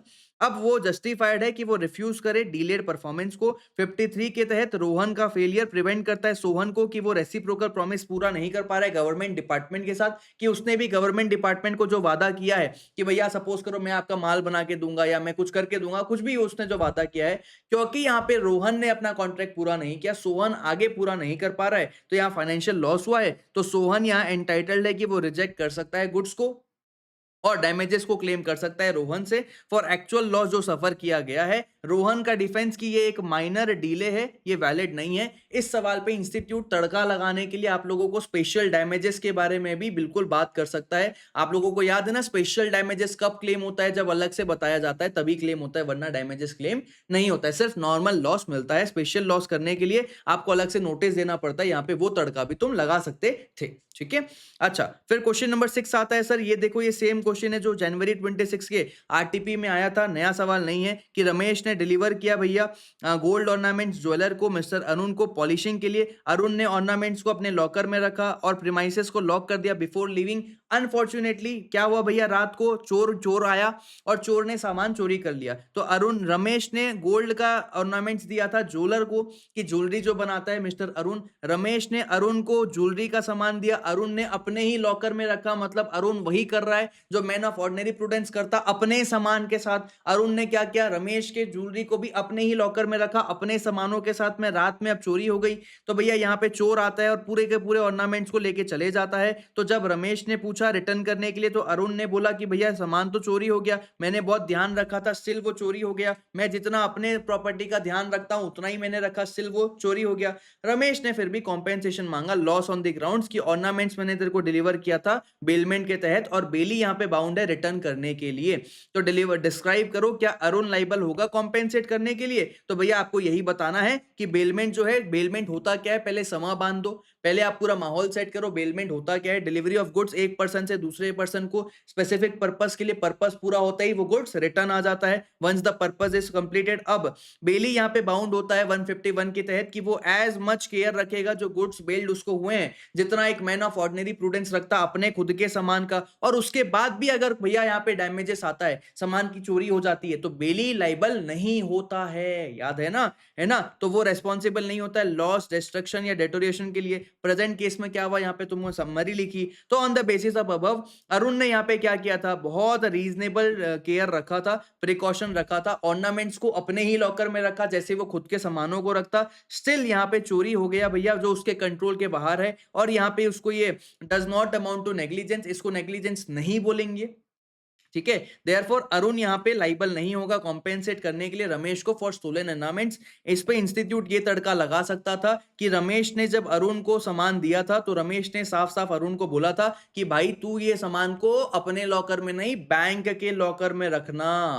अगर इंस्टीट्यूट ने ये तड़का लगा दिया तो यहाँ पे अरुण जो है लाइबल हो जाएगा, क्योंकि अरुण को बोला गया था तो बैंक के लॉकर में रखना, स्टिल अरुण ने अपने लॉकर में रखा, तो अरुण यहाँ पे लाइबल कहलाएगा, ठीक है। लेकिन क्योंकि अरुण को स्पेसिफिकली बोला नहीं गया था तो बेली की जिम्मेदारी है, जैसा तू खुद के सामानों को रखता वैसे ही तू दूसरे के सामान को रख, तो यहाँ पे उसने वैसा ही रखा, तो इन दैट केस अब अरुण लाइबल नहीं होगा, ठीक है। ये वीजी और पीजी वाला सवाल भी तुम लोगों ने देख लिया। सितंबर 25 में 3 मार्क्स का एग्जाम का सवाल बन के आया था। इतना बड़ा सवाल तुमको देखने को मिल रहा है, लेकिन भैया दम कुछ है नहीं, है ना। इररिवोकेबल एजेंसी के ऊपर सवाल था, छोटा सा इसका आंसर बनेगा, बट कहानी लंबी चौड़ी इंस्टीट्यूट क्यों देता है, क्योंकि तुम लोग डर जाओ। जब ये सवाल एग्जाम के पेपर में आएगा तो 2 पेज बन के आएगा और तुम लोग इससे डर जाओगे। 3 नंबर का सवाल देखोगे, बोलेगा इतना बड़ा सवाल। मैंने हमेशा बताया है कि इंडियन कॉन्ट्रैक्ट एक्ट से जो 2 केस स्टडी बेस्ड क्वेश्चन आते हैं, है ना, वो केस स्टडी बेस्ड क्वेश्चन क्या होते हैं, थोड़े तो उनको इंस्टीट्यूट जब पहला क्वेश्चन जो होता है वो जानबूझ के डरावना देता है कि भैया कमजोर दिल वाले आदमी वहीं पे अपना जो है हिम्मत तोड़ दें कि भैया ये अटेम्प्ट तो स्वाहा, ये अटेम्प्ट तो गयो। ऐसा तुमको नहीं करना है, ठीक है। देखो, तो मिस्टर वीजी और पीजी जो है ना, ये ट्रेडिंग करते थे अनलिस्टेड शेयर्स में लास्ट 7 सालों तक के लिए। वो बोरो करते थे एक दूसरे से फंड्स जब भी उनको जरूरत पड़ती थी। Within a week time वो क्या करते थे, फंड को वापस कर देते थे। वीजी और पीजी आपस में काम करते थे, फंड्स का बोरोइंग करते थे, 1 हफ्ते में पैसा वापस कर देते थे। वो इस प्रैक्टिस को पिछले 5 सालों तक फॉलो कर रहे हैं। 25 जनवरी 2025 को पीजी ने भैया 20,000 शेयर्स खरीदने के लिए 500 रुपए पर ईच पे, 20,000 शेयर्स 500 रुपए ईच के हिसाब से खरीदने के लिए उसने क्या किया, पैसे मांगे, है ना। बट ड्यू टू इनसफिशिएंसी उसने वीजी से 40 लाख रुपए मांगे और वीजी ने जो है 40 लाख रुपए दे भी दिए। आफ्टर 3 मंथ्स, मतलब 1 हफ्ते में पैसा, आमतौर पे ये लोग पैसा वापस करते हैं, लेकिन यहाँ पे 3 महीने हो गए बट उसने पैसा वापस किया नहीं। वीजी ने रिमाइंड किया कि भाई पीजी तूने तो आज तक मेरे को 40 लाख रुपए वापस किया ही नहीं, तो उसने बोला कि मेरे को पैसे वापस कर दे। अब पीजी ने बोला कि भाई देख, मैं बहुत कोशिश कर रहा हूं कि मैंने जो शेयर्स खरीदे थे ना, मैं उसको बेच दूं at a reasonable price, 10% more than the price जितना मैंने 500 रुपए में खरीदा है। अब भैया 3 महीने से ज्यादा हो गए, मैं बहुत कोशिश कर रहा हूं, मैं बेचना चाहता हूं, बट मैं एक रीजनेबल प्रॉफिट बनाना चाहता हूं कि भैया 500 रुपए प्लस 10% का प्राइस मेरे को मिल जाए और मैं बेच दूं। बट जो है ना, यहाँ पे मैं बेच नहीं पा रहा हूं क्योंकि मार्केट के कंडीशंस बहुत खराब है। तो उसने बोला, अब किसने बोला, पीजी ने वीजी को बोला कि भाई तू एक काम कर, तू ना ये शेयर्स को खुद ही बेच दे और मैं तेरे को ऑथराइज करता हूं कि तू अपना 40 लाख का जो लोन है ना, मेरे ये शेयर्स को खुद ही बेच ले और अपना 40 लाख, और उस पे जो ब्याज बनता है वो तू खुद ही ले ले out of the sale proceeds. तू इन शेयर्स को बेचेगा, तेरे को जो मुनाफा आएगा भैया, तेरे को तेरा 40 लाख बस तेरा इंटरेस्ट दोनों इससे मिल जाएगा। मिस्टर वीजी ने बोला ठीक है भाई, मैं इसको बेच देता हूं। 15 दिन हो गए, मार्केट यहाँ पे रिकवर करना स्टार्ट होता है। अब पीजी जो है, पहले उसने क्या बोला, मैं बेच नहीं पा रहा हूं क्योंकि मार्केट की कंडीशंस खराब है। अब जब उसने सामने वाले को ऑर्डर दिया कि तू मेरे शेयर्स को बेच दे और बेच के अपना पैसा ले ले, अपना इंटरेस्ट ले ले, बट अब मार्केट की सिचुएशन यहाँ पे सुधरने लग गई, तो पीजी मुकर गया भैया, दल बदलू आदमी। तो यहाँ पे पीजी ने डिनाई कर दिया और रिवोक कर दिया ऑथराइजेशन कि भैया मैं ये शेयर्स को अब खुद बेचूंगा। तो विद रेफरेंस टू प्रोविजन बताओ क्या ये रिवोकेशन वैलिड कहलाएगा? The answer is no. ये इररिवोकेबल एजेंसी है जहां पे इंटरेस्ट कपल हो जा रहा है भैया। तो यहाँ पे अब उसका पैसा उसको उसके शेयर्स दूसरे पार्टी के शेयर्स को बेच के ही मिलेगा। तो यहाँ पे इंटरेस्ट कपल्ड हो जा रहा है। 202 के तहत बोला जा रहा है कि एजेंसी इररिवोकेबल है। एजेंट यहाँ पे हिमसेल्फ का एक इंटरेस्ट आ जा रहा है प्रॉपर्टी में जो सब्जेक्ट मैटर में। प्रॉपर्टी कौन सी थी? शेयर्स की प्रॉपर्टी। शेयर्स की प्रॉपर्टी में एजेंट का खुद का इंटरेस्ट यहाँ पे जनरेट हो रहा है ना। और एजेंसी यहाँ पे रिवोकेबल नहीं होती है। खास बात क्या है पता है? यहाँ पे खास बात ये होती है कि ये पॉइंट बहुत इंपॉर्टेंट है कि ये रूल ऑफ एजेंसी जहां पे कपल्ड विद इंटरेस्ट होता है ये अप्लाई करता है ना। Applies and does not come to an end. ये एजेंसी रिवोकेबल नहीं होती है even after death, insanity, insolvency of principal. हमारा प्रिंसिपल मर गया, उसकी डेथ हो गई, उसका इंसेनिटी हो गया, तब भी इररिवोकेबल एजेंसी है। मतलब भैया एजेंसी रिवोक नहीं होती है। अब यहाँ पे पीजी ने वीजी को बोला था या फिर वीजी ने पीजी को बोला था, क्या है भाई? पीजी टोल्ड कि भैया वीजी ने पीजी को, हाँ पीजी ने वीजी को बोला था तू शेयर्स बेच और अपना पैसा वसूल। तो यहाँ पे अब एजेंट का खुद का इंटरेस्ट आ गया है प्रॉपर्टी में, सब्जेक्ट मैटर में। अब भैया यहाँ पे ये रिवोक नहीं हो सकता है। इन द इंस्टेंट केस ऐसा हो रहा है। 3 मार्क्स का सवाल है, छोटा सा कंक्लूजन रहेगा कि इंटरेस्ट यहाँ पे क्रिएट किया गया था मिस्टर वीजी के फेवर में। रिवोकेशन जो है ये लॉफुल नहीं रहे, रिवोकेशन इसलिए लॉफुल नहीं रहेगा। खत्म। कॉन्ट्रैक्ट टेक के सारे केस स्टडीज हमने सॉल्व कर लिए। अब छोटे छोटे दो हमारे जो हैं थ्योरी क्वेश्चंस है। कॉन्ट्रैक्ट ऑफ इंडेमनिटी और गारंटी का डिफरेंस बताओ, पॉइंट ऑफ डिस्टिंक्शन बताओ। वेजरिंग एग्रीमेंट वॉइड नहीं होता है। हाउएवर कुछ ट्रांजेक्शंस ऐसे होते हैं जो रिजेंबल करते हैं वेजरिंग के जैसे, तो ये ट्रांजेक्शंस को बताओ। तो कॉन्ट्रैक्ट ऑफ इंडेमनिटी और गारंटी आखिरी कब आया था? सितंबर 24 में 4 मार्क्स का एग्जाम का सवाल आया था। और भैया वेजरिंग एग्रीमेंट जो वॉइड होते हैं ये रिजेंबल करता है कुछ ट्रांजेक्शन जैसे कि वेजर होते हैं। तो इसमें भैया ये जून 24 में 6 मार्क्स का आया था। जैन 26 में एमटीपी 1 में आया था। एमडीटीपी मतलब मॉडल टेस्ट पेपर 7 और 9 में आया था। और जून 20 के आरटीपी में आया था। मतलब एग्जाम में सर ये अभी अभी जून 24 का 6 मार्क्स का सवाल बन के आया है। ठीक है, तो ये दोनों सवालों के आंसर आप लोगों को पता है। बेसिस आप लोगों को मेन ध्यान में रखना है। Number of parties, nature of liabilities, time of liability, time to act, right to sue third party, ये सब तुम लोगों को बहुत बेसिकली पता होता है ना। और यहाँ पे purpose, contemplation, competency of parties या कॉम्पिटेंसी टू कॉन्ट्रैक्ट। तो सर यहाँ पे जो है ना इंडेमनिटी के केस में आप लोगों को ध्यान रखना है कि 2 पार्टीज होते हैं, इंडेमनीफायर, इंडेमनीफाइड। और यहाँ पे होते हैं sir 3 parties, creditor, principal, debtor, surety. Liability यहाँ पे इंडेमनीफायर की प्राइमरी अनकंडीशनल या सेकेंडरी कंडीशनल। तब भैया principal primary liability yes principal की डेटर की होती है। Time of liability happening of contingency होता है यहाँ पे। और यहाँ पे नॉन परफॉर्मेंस पे कि भैया मालिक ने पैसा नहीं दिया, प्रिंसिपल ने पैसा नहीं दिया, तो यहाँ पे श्योरिटी आता है। टाइम टू एक्ट, इंडेमनीफायर को रिक्वेस्ट करने की जरूरत नहीं है, उसको एनीवे भैया नुकसान की भरपाई करनी पड़ेगी। यहाँ पे श्योरिटी तभी एक्ट करेगा जब प्रिंसिपल डेटर जो है पैसा नहीं दे पाता और रिक्वेस्ट करता है कि आप जो है पैसे दे दो। Right to sue third party, indemnifier third party को सू नहीं कर सकता है फॉर भैया loss in is own name, क्योंकि यहाँ प्रिविटी ऑफ कॉन्ट्रैक्ट नहीं है। ये राइट अराइज होगा असाइनमेंट ऑफ कॉन्ट्रैक्ट में। मैंने बताया था तुम लोगों को एग्जांपल कि भैया यहाँ पे गाड़ी को ठोक दिया गया। अब गाड़ी का तो इंश्योरेंस था, तो इंश्योरेंस कंपनी थर्ड पार्टी जिसने गाड़ी को ठोका है उसके ऊपर तो केस कर नहीं सकती। बट असाइनमेंट ऑफ राइट्स हो गया तो मतलब जिसकी गाड़ी थी, गाड़ी के मालिक ने बोला इंश्योरेंस कंपनी को कि ठीक है मैं आपको राइट असाइन करता हूं, आप जिसने मेरी गाड़ी को ठोका है थर्ड पार्टी, आप जाओ उसके ऊपर केस करके जो वसूलना है वसूल लो। तो यहाँ पे क्या होता है, यहाँ पे राइट्स जो होते हैं वो ट्रांसफर किए जाते हैं, असाइनमेंट कहते हैं इसको। और यहाँ पे बोला जाता है कि श्योरिटी एनीवे प्रिंसिपल डेटर के खिलाफ कोर्ट में जाके केस कर सकता है, क्योंकि भैया अगर उसने प्रिंसिपल डेटर के बिहाफ में पैसे दिए हैं तो प्रिंसिपल डेटर को श्योरिटी को पैसे वापस करना पड़ता है। रीइंबर्समेंट ऑफ लॉस इसका पर्पस है। ये सिक्योरिटी ऑफ क्रेडिटर की बात कर रहा है। कॉम्पिटेंसी सारे पार्टी कॉम्पिटेंट है। यहाँ पे भैया कॉन्ट्रैक्ट ऑफ गारंटी जहां माइनर प्रिंसिपल डेटर है, कॉन्ट्रैक्ट यहाँ पे स्टिल वैलिड कहलाएगा। कॉम्पिटेंसी में अगर भैया बोला जा रहा है कि जो गारंटर है, श्योरिटी है, अगर वो एक माइनर है, अगर वो एक माइनर है तो दिक्कत है, लेकिन प्रिंसिपल डेटर अगर एक माइनर है तो कोई दिक्कत नहीं है। वेजरिंग की बात कर लेते हैं सर। वेजरिंग में जो ट्रांजैक्शन रिजेंबल्स लाइक अ wagering, chit fund, commercial transaction या शेयर मार्केट के transaction, game of skills, athletic competition, contract of insurance. बस रिमाइंड कर लो कि क्या तुमको ये सारे टॉपिक्स को देख के अंदर का कंटेंट या ये पॉइंट्स याद आ रहे हैं या नहीं। बाकी तुमको इसको डिटेल में तो याद करके जाना ही चाहिए सर। ठीक है, चलो सर सोगा के ऊपर आते हैं, सोगा का सवाल फटाफट से कंप्लीट करते हैं। सोगा का ये जो सवाल है सर, ये सवाल नया सवाल है ना? इसने एग्जिस्टिंग सवाल को थोड़ा सा चेंज कर दिया गया है। ये नया सवाल क्या बोलता है, सुनना मेरी बात को। मिस्टर रोहित जो है एक ट्रेडर है, वो कॉन्ट्रैक्ट में जाता है मिस्टर मोहन के साथ में परचेज ऑफ 100 शेयर। मेरे को 100 कुर्सियां चाहिए, मैं तेरे को 1 लाख रुपए दूंगा। एग्रीमेंट में एक्सप्रेसली बोला गया था कि ओनरशिप पास होगा रोहित को इमीडिएटली। मतलब मैं तेरे को 100 चेयर दूंगा, है ना? रोहित यहाँ पे जो है ना, रोहित एक ट्रेडर है, मोहन के साथ एग्रीमेंट कर रहा है कि मैं परचेज करूंगा for the purchase of 100 share, 100 chairs, 1 lakh रुपए बदले में दूंगा। एग्रीमेंट में बोला गया था ओनरशिप तुरंत के तुरंत ट्रांसफर हो जाएगी। प्राइस दिया जाएगा 2 इंस्टॉलमेंट के साथ में, है ना? 2 इंस्टॉलमेंट में विद इन 30 डेज। पैसा मैं तेरे को कैसे दूंगा? 2 इंस्टॉलमेंट में दूंगा। अब ये गुड्स जो है ये डिलीवर कर दिए गए in accordance with the contract. Sir यहाँ पे देखो ये लाइन इंपॉर्टेंट है कि एग्रीमेंट एक्सप्रेसली बोल रहा है, एग्रीमेंट में साफ साफ बोला गया है कि ओनरशिप कब पास हो रही है? इमीडिएटली। ओनरशिप कब जा रही है? इमीडिएटली। प्राइस भले 2 इंस्टॉलमेंट में मिलेगा बट मालिकाना हक तो गया, मालिक तो सामने वाला बन गया। हाउएवर जब सेकंड इंस्टॉलमेंट ड्यू हुआ तो रोहित ने डिफॉल्ट कर दिया पैसा देने में और बोला कि since A part of price यहाँ पे रिमेन अनपेड है, ट्रांजैक्शन अब एग्रीमेंट टू सेल है और ये पे सेल नहीं है।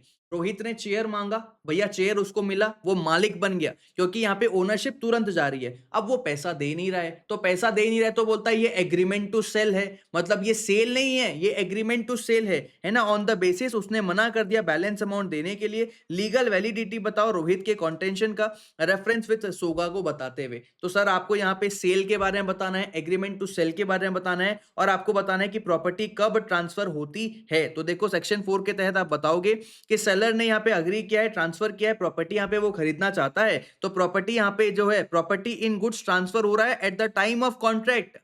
ओनरशिप कब ट्रांसफर हो रहा है? जैसे ही कॉन्ट्रैक्ट बना तब। तो ये क्या कहलाएगा? सेल कहलाएगा। अगर ट्रांसफर फ्यूचर डेट पे होता है या कंडीशन किसी पूरे होने के बाद होता है तो वो एग्रीमेंट टू सेल कहलाएगा। दोनों में डिस्टिंक्शन ये है कि पासिंग ऑफ प्रॉपर्टी भैया दोनों में अलग अलग है ना? और टाइम और पेमेंट ऑफ डिलीवरी की कोई बात नहीं है। तो एक बार ओनरशिप ट्रांसफर हो जाती है, बायर क्या बन जाता है? ओनर बन जाता है। रोहित क्या बन जाएगा? ओनर बन जाएगा और उसको अब पैसा देना ही पड़ेगा। तो in the present case second instalment यहां हो नहीं पाता है, एग्रीमेंट टू सेल ये वो बोलना चाहता है। ओनरशिप क्योंकि उसको ऑलरेडी ट्रांसफर हो गई है, कॉन्ट्रैक्ट कंप्लीट माना जाएगा। रोहित का कॉन्टेंशन की एग्रीमेंट टू सेल है, ये अनसस्टेनेबल रहेगा और ये बाउंड है कि उसको बैलेंस अमाउंट देना ही पड़ेगा। उसके रिफ्यूजल से यहाँ पे जो है he is bound to pay the balance और उसका refusal amounts to a breach of contract. अब वो भैया वो बोलता है कि मैं पैसा नहीं दूंगा तो वो ब्रीच ऑफ कॉन्ट्रैक्ट के तहत आ रहा है, लेकिन उसके पास क्योंकि मालिकाना हक जा चुका है, पैसा उसको देना ही पड़ेगा। आसान सवाल था बट ये एग्जिस्टिंग सवाल में थोड़ा इंस्टीट्यूट ने मॉडिफिकेशन कर दिया है। फिर सर अगला सवाल जो है ये पूरा ही नया क्वेश्चन है। ये क्या बोलता है सुनना बात को। मिस्टर समीर जो है ना, ये एक रिटेल शॉपकीपर है। इसने परचेज किया 10 carton of package fruit juice bottle खरीदा फ्रेश फूड लिमिटेड से। मिस्टर समीर एक रिटेल शॉपकीपर है। रिटेल शॉपकीपर का क्या काम होता है कि भैया वो होलसेलर से माल खरीदता है और जो एक एक करके ग्राहक आते हैं उनको चिल्लर में माल बेचता है कि भैया 10 कार्टून माल खरीद लिया, अब जो भी ग्राहक आएगा मैं उसको चिल्लर में माल बेचूंगा। तो समीर एक रिटेल शॉपकीपर है, उसने 10 कार्टून माल खरीद लिया, पैकेट है ना फ्रूट जूस का बॉटल खरीदा, फ्रेश फूड्स लिमिटेड से खरीदा जो एक रेप्यूटेड ब्रिवेज की डीलर है। मतलब भैया जूस की एक रेप्यूटेड गुडविल वाली अच्छी गुडविल वाली डीलर है, ठीक है भैया। अब ये कार्टून सील पैक थे और appearance in good condition, cartoon बिल्कुल सील पैक थे, बिल्कुल सही हालत में दिख रहे थे। तो समीर ने क्या किया, बिना किसी ऑब्जेक्शन के उसको एक्सेप्ट कर लिया। यहाँ पे इंस्टीट्यूट ने कई बार ये सवाल बनाया है कि भैया तुम देखो हम सोगा पढ़ रहे हैं, अभी यूनिट नंबर 2 की बात कर रहे हैं कि कंडीशन एज टू भैया डिस्क्रिप्शन की बात कर रहे हैं कि तुमको डिस्क्रिप्शन को जांच पड़ताल कर लेना चाहिए था, माल उसी के हिसाब से होना चाहिए, डिस्क्रिप्शन के अकॉर्डिंग तुम्हारा माल होना चाहिए। लेकिन ये जो एग्जिस्टिंग सवाल है ना, ऐसे सवाल के वैरायटीज और भी इंस्टीट्यूट ने दिया है, बट ये जो लाइन यहाँ पे लिखा है ना कि समीर ने एक्सेप्ट कर लिया विदाउट ऑब्जेक्शन, इसी लाइन को इंस्टीट्यूट तोड़ मरोड़ के एग्जिस्टिंग क्वेश्चन में कई बार पूछ चुका है। इंस्टीट्यूट पूछता है कि भैया समीर ने केयरलेसनेस दिखाया, समीर ने ऊपर ऊपर से यहाँ पे माल को देखा, समीर ने आधा माल को वेरीफाई किया आधा को नहीं किया, ऐसा इंस्टीट्यूट लाइन बनाता है। बट यहाँ पे साफ साफ बोल रहा है कि बिना किसी ऑब्जेक्शन के समीर ने इसको एक्सेप्ट कर लिया। अब भैया 10 पेटी माल थी, अच्छी हालत में थी, अच्छी कंडीशन पे थी, तो भैया समीर ने यहाँ पे माल को एक्सेप्ट कर लिया बिना किसी ऑब्जेक्शन के। सब्सिक्वेंटली जब बोतल को कस्टमर्स को बेचा गया पीने के लिए, बिवरेजेस का। तो यहाँ पे पता चला कि भैया बहुत सारे बच्चों को या बहुत सारे कस्टमर्स को फंगस हो गया, है ना? मतलब बीमारी लग गई। बहुत सारे कस्टमर्स जो हैं इल हो गए, मतलब बीमार हो गए इस जूस को पीने के पास, और वो आते हैं समीर के पास रिफंड लेने के लिए, और भैया बहुत समीर का क्या हुआ? रेप्यूटेशन हार्म हुआ। उसकी खुद की बिज़नेस का, उस दुकान में यार जो कोल्ड ड्रिंक मिलती है, जो जूस मिलता है, उससे लोग बीमार हो जाते हैं। समीर के दुकान की इज़्ज़त खराब हुई। अब जो है समीर ने रिफंड मांगा, कॉम्पेंसेशन मांगा उस कंपनी से जिस कंपनी से ये जूस उसने खरीदा था। तो यहाँ पे सेलर ने रिफ्यूज कर दिया ये बोलते हुए कि गुड्स क्योंकि सील्ड हालत में थे और प्रॉपरली आपने उसको एक्सेप्ट किया था जब आपको मैंने डिलीवरी दिया था, तो एग्जामिन करो क्या समीर सक्सीड करेगा अपना क्लेम लेने के लिए। बिल्कुल सक्सीड करेगा, क्योंकि भैया यहाँ पे आप लोगों को लिखना रहेगा डिस्क्रिप्शन जो है, वो डिस्क्रिप्शन के साथ आपका गुड्स आना चाहिए। जो डिस्क्रिप्शन में बाहर कवर में आईफोन लिखा है, अंदर आईफोन ही मिलेगा, पत्थर नहीं मिलेगा। जो डिस्क्रिप्शन में लिखा है अंदर वही होना चाहिए, बट मोस्ट इंपॉर्टेंटली मर्केंटेबल क्वांटिटी होना चाहिए, मर्केंटेबल क्वालिटी पे होना चाहिए। ऐसे ही क्वालिटी जो एक आम तौर पे एक ordinary man of prudence accept करेगा, वो क्वालिटी होनी चाहिए। दूसरा आपको लिखना पड़ेगा, खाने पीने की बात है, होलसमनेस के बारे में आपको लिखना पड़ेगा, है ना? तो देखो क्या बोला जा रहा है कि गुड्स यहाँ पे ब्रॉड किए गए थे बाय डिस्क्रिप्शन की, जो जूस का नाम लिखा है अंदर वही मिलेगा फ्रॉम ए सेलर जो डील करता है उन गुड्स पे आमतौर पे। तो ये इंप्लाइड कंडीशन है कि गुड्स कंडीशन क्या रहेगा, गुड्स कॉरस्पॉन्ड करेगा मर्केंटेबल क्वालिटी का होना चाहिए। इन एडिशन पहला पॉइंट तो आप मर्केंटेबल क्वालिटी के बारे में बात करोगे। फिर आप बात करोगे ईटेबल या कंज्यूमेबल के केस में ये एक इंप्लाइड कंडीशन है कि होलसमनेस होना चाहिए, मतलब goods fit for human consumption होना चाहिए। गुड्स बिल्कुल बिल्कुल पीने के योग्य होना चाहिए। पीने भैया कोई आदमी उसको पीता है तो बिल्कुल सही रहेगा, है ना? कोई हार्मफुल डेंजरियस टू हेल्थ है तो बायर यहाँ पे रिजेक्ट कर सकता है। इन द इंस्टेंट केस पूरी कहानी को वापस रिपीट कर देना। On the basis of above हम ये बोल सकते हैं कि जूस बोटल्स जो है मर्केंटेबल क्वालिटी के नहीं थे, वो फेल हो गए इंप्लाइड कंडीशन ऑफ होलसमनेस में। तो ये ड्यूटी है सेलर की कि वो इंश्योर करे फूड का जो प्रोडक्ट है वो फिट फॉर ह्यूमन कंजम्पशन है, और समीर एंटाइटल्ड है कि वो गुड्स को रिजेक्ट करेगा, रिकवर करेगा प्राइस को और क्लेम करेगा डैमेजेस। डैमेजेस भी समीर ले सकता है जो नुकसान हुआ है। सेलर यहाँ पे लाइबिलिटी से बच नहीं सकता है जस्ट ये बोल के कि समीर भैया कार्टून तो सील थे ना, आपने तो वेरीफाई किया था ना खरीदने से पहले। समीर ये बोल के बच, सॉरी जो हमारा बेचने वाला इंसान है वो ये बोल के बच नहीं सकता। ठीक है, बढ़िया सर। फिर सर अगले सवाल की तरफ चलते हैं। ये भी नया सवाल है। मैंने बोला ना इस आरटीपी में कई सारे नए सवाल देखने को मिल रहे हैं। तुम खुद ही देख रहे हो कि ये वीडियो देखना कितना इंपॉर्टेंट था, इस आरटीपी के डिस्कशन को करना कितना इंपॉर्टेंट था। कम टाइम पे ज्यादा से ज्यादा कंटेंट सर कवर अप करवा दे रहे हैं। मैं चाहता हूं तुम्हारा 10 सेकंड भी वेस्ट ना हो, तुमको भैया सारी चीजें टू द पॉइंट मिले, टू द क्रिप्स मिले, और भैया तुम जो है मई 26 के एग्जाम्स को अच्छे से फोड़ के दिखाओ। मैं बिल्कुल चाहता हूं तुम बहुत मेहनत करो, बहुत आगे बढ़ के दिखाओ, बट तुमको भैया तुम्हारी खुद की मेहनत भी करनी पड़ेगी। सेल्फ स्टडी तुमको भैया इस बार आरटीपी को डिस्कशन करने के बाद में तुम्हारा ये काम होना चाहिए कि तुम भी क्या करो भैया, मुझे भी तो टाइम लगता है। तुम समझो अगर मई 26 का मैं आरटीपी बना रहा हूं तो क्या मैंने आरटीपी उठाया और क्या फटाफट बना दिया वीडियो? ऐसा लगता है क्या? नहीं। इस आरटीपी के वीडियो को बनाने के पीछे मेरी भी 3 से 4 घंटे की मेहनत होती है भाई।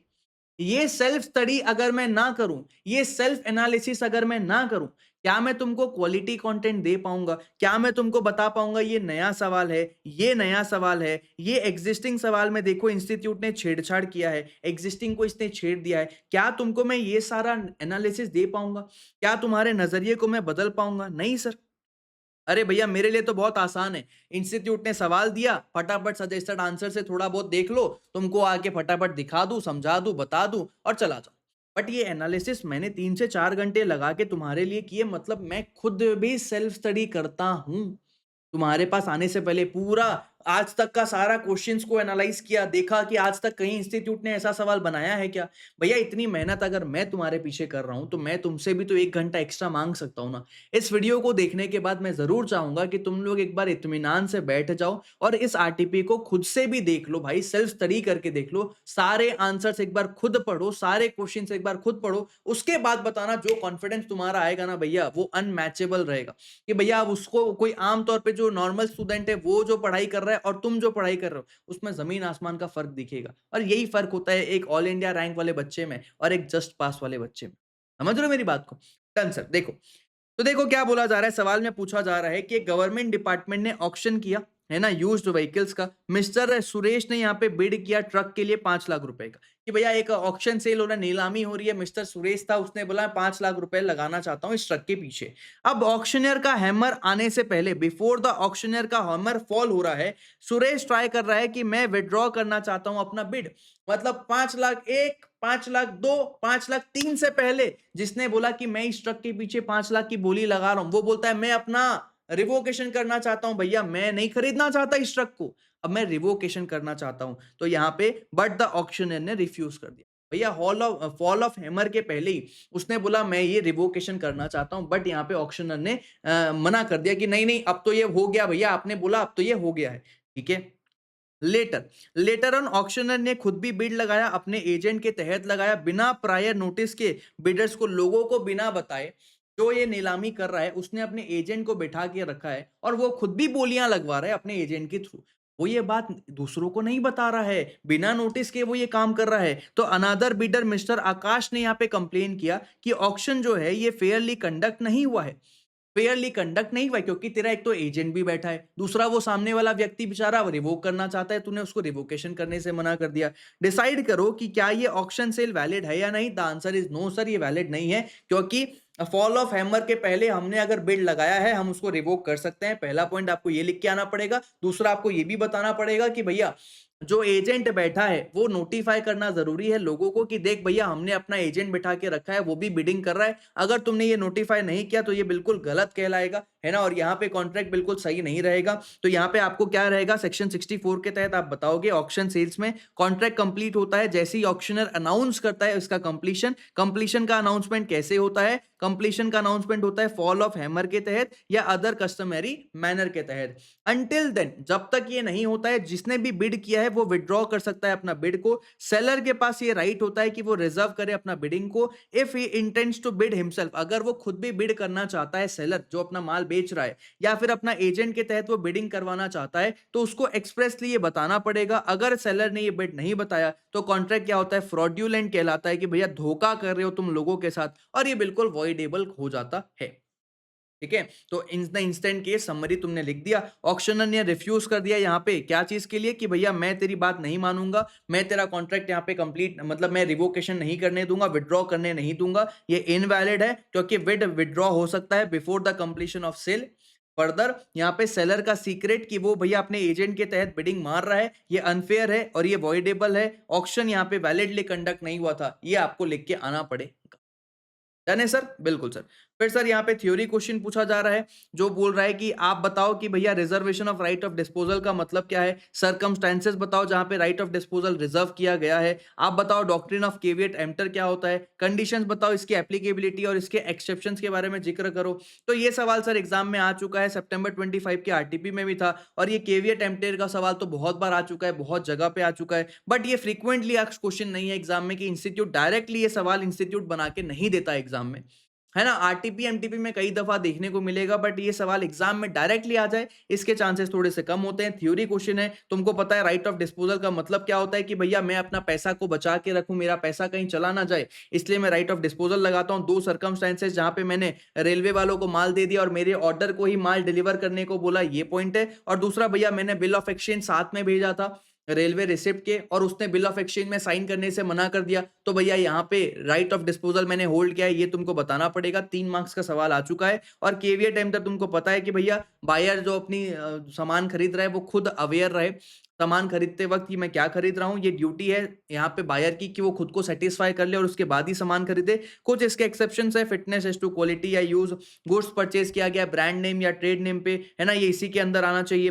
फिर यहाँ पे डिस्क्रिप्शन, मर्केंटेबल क्वालिटी, सैंपल, फिर sample as well as description, trade usage, और यहाँ पे भैया क्या कहते हैं, सेलर एक्टिवली कंसील कर रहा है डिफेक्ट, तो यहाँ पे हमारा केवीएट एम्प्टर नहीं लगता है। सर ये थ्योरी क्वेश्चंस है, तुम लोगों से आराम से बन जाएगा, तुम लोगों को पूरा डिटेल में ये समझाया दिया गया है। अब सर पार्टनरशिप की तरफ चलते हैं, फटाफट से देखते हैं पार्टनरशिप का क्या सवाल आया था। ये सवाल अभी अभी इंस्टीट्यूट ने सवाल पूछा भी था एग्जाम में, सितंबर 25 में 7 मार्क्स का ये सवाल आया था। क्या सवाल था सर, ये सवाल देखो नया तो नहीं है, बट इंस्टीट्यूट ने पूछ लिया, तुम लोगों ने आज तक ये सवाल जरूर बना लिया होगा। अब बस तुमको यहाँ पे रिवाइज करवा रहा हूं मैं, ये सवाल तुम पहली बार अगर बना रहे हो तो तुम गलत पढ़ाई कर रहे हो। मई 26 के लिए तुम्हारी प्रिपरेशन टू द पॉइंट नहीं है, तुम बहुत गलत पढ़ाई कर रहे हो, तुम फंस सकते हो।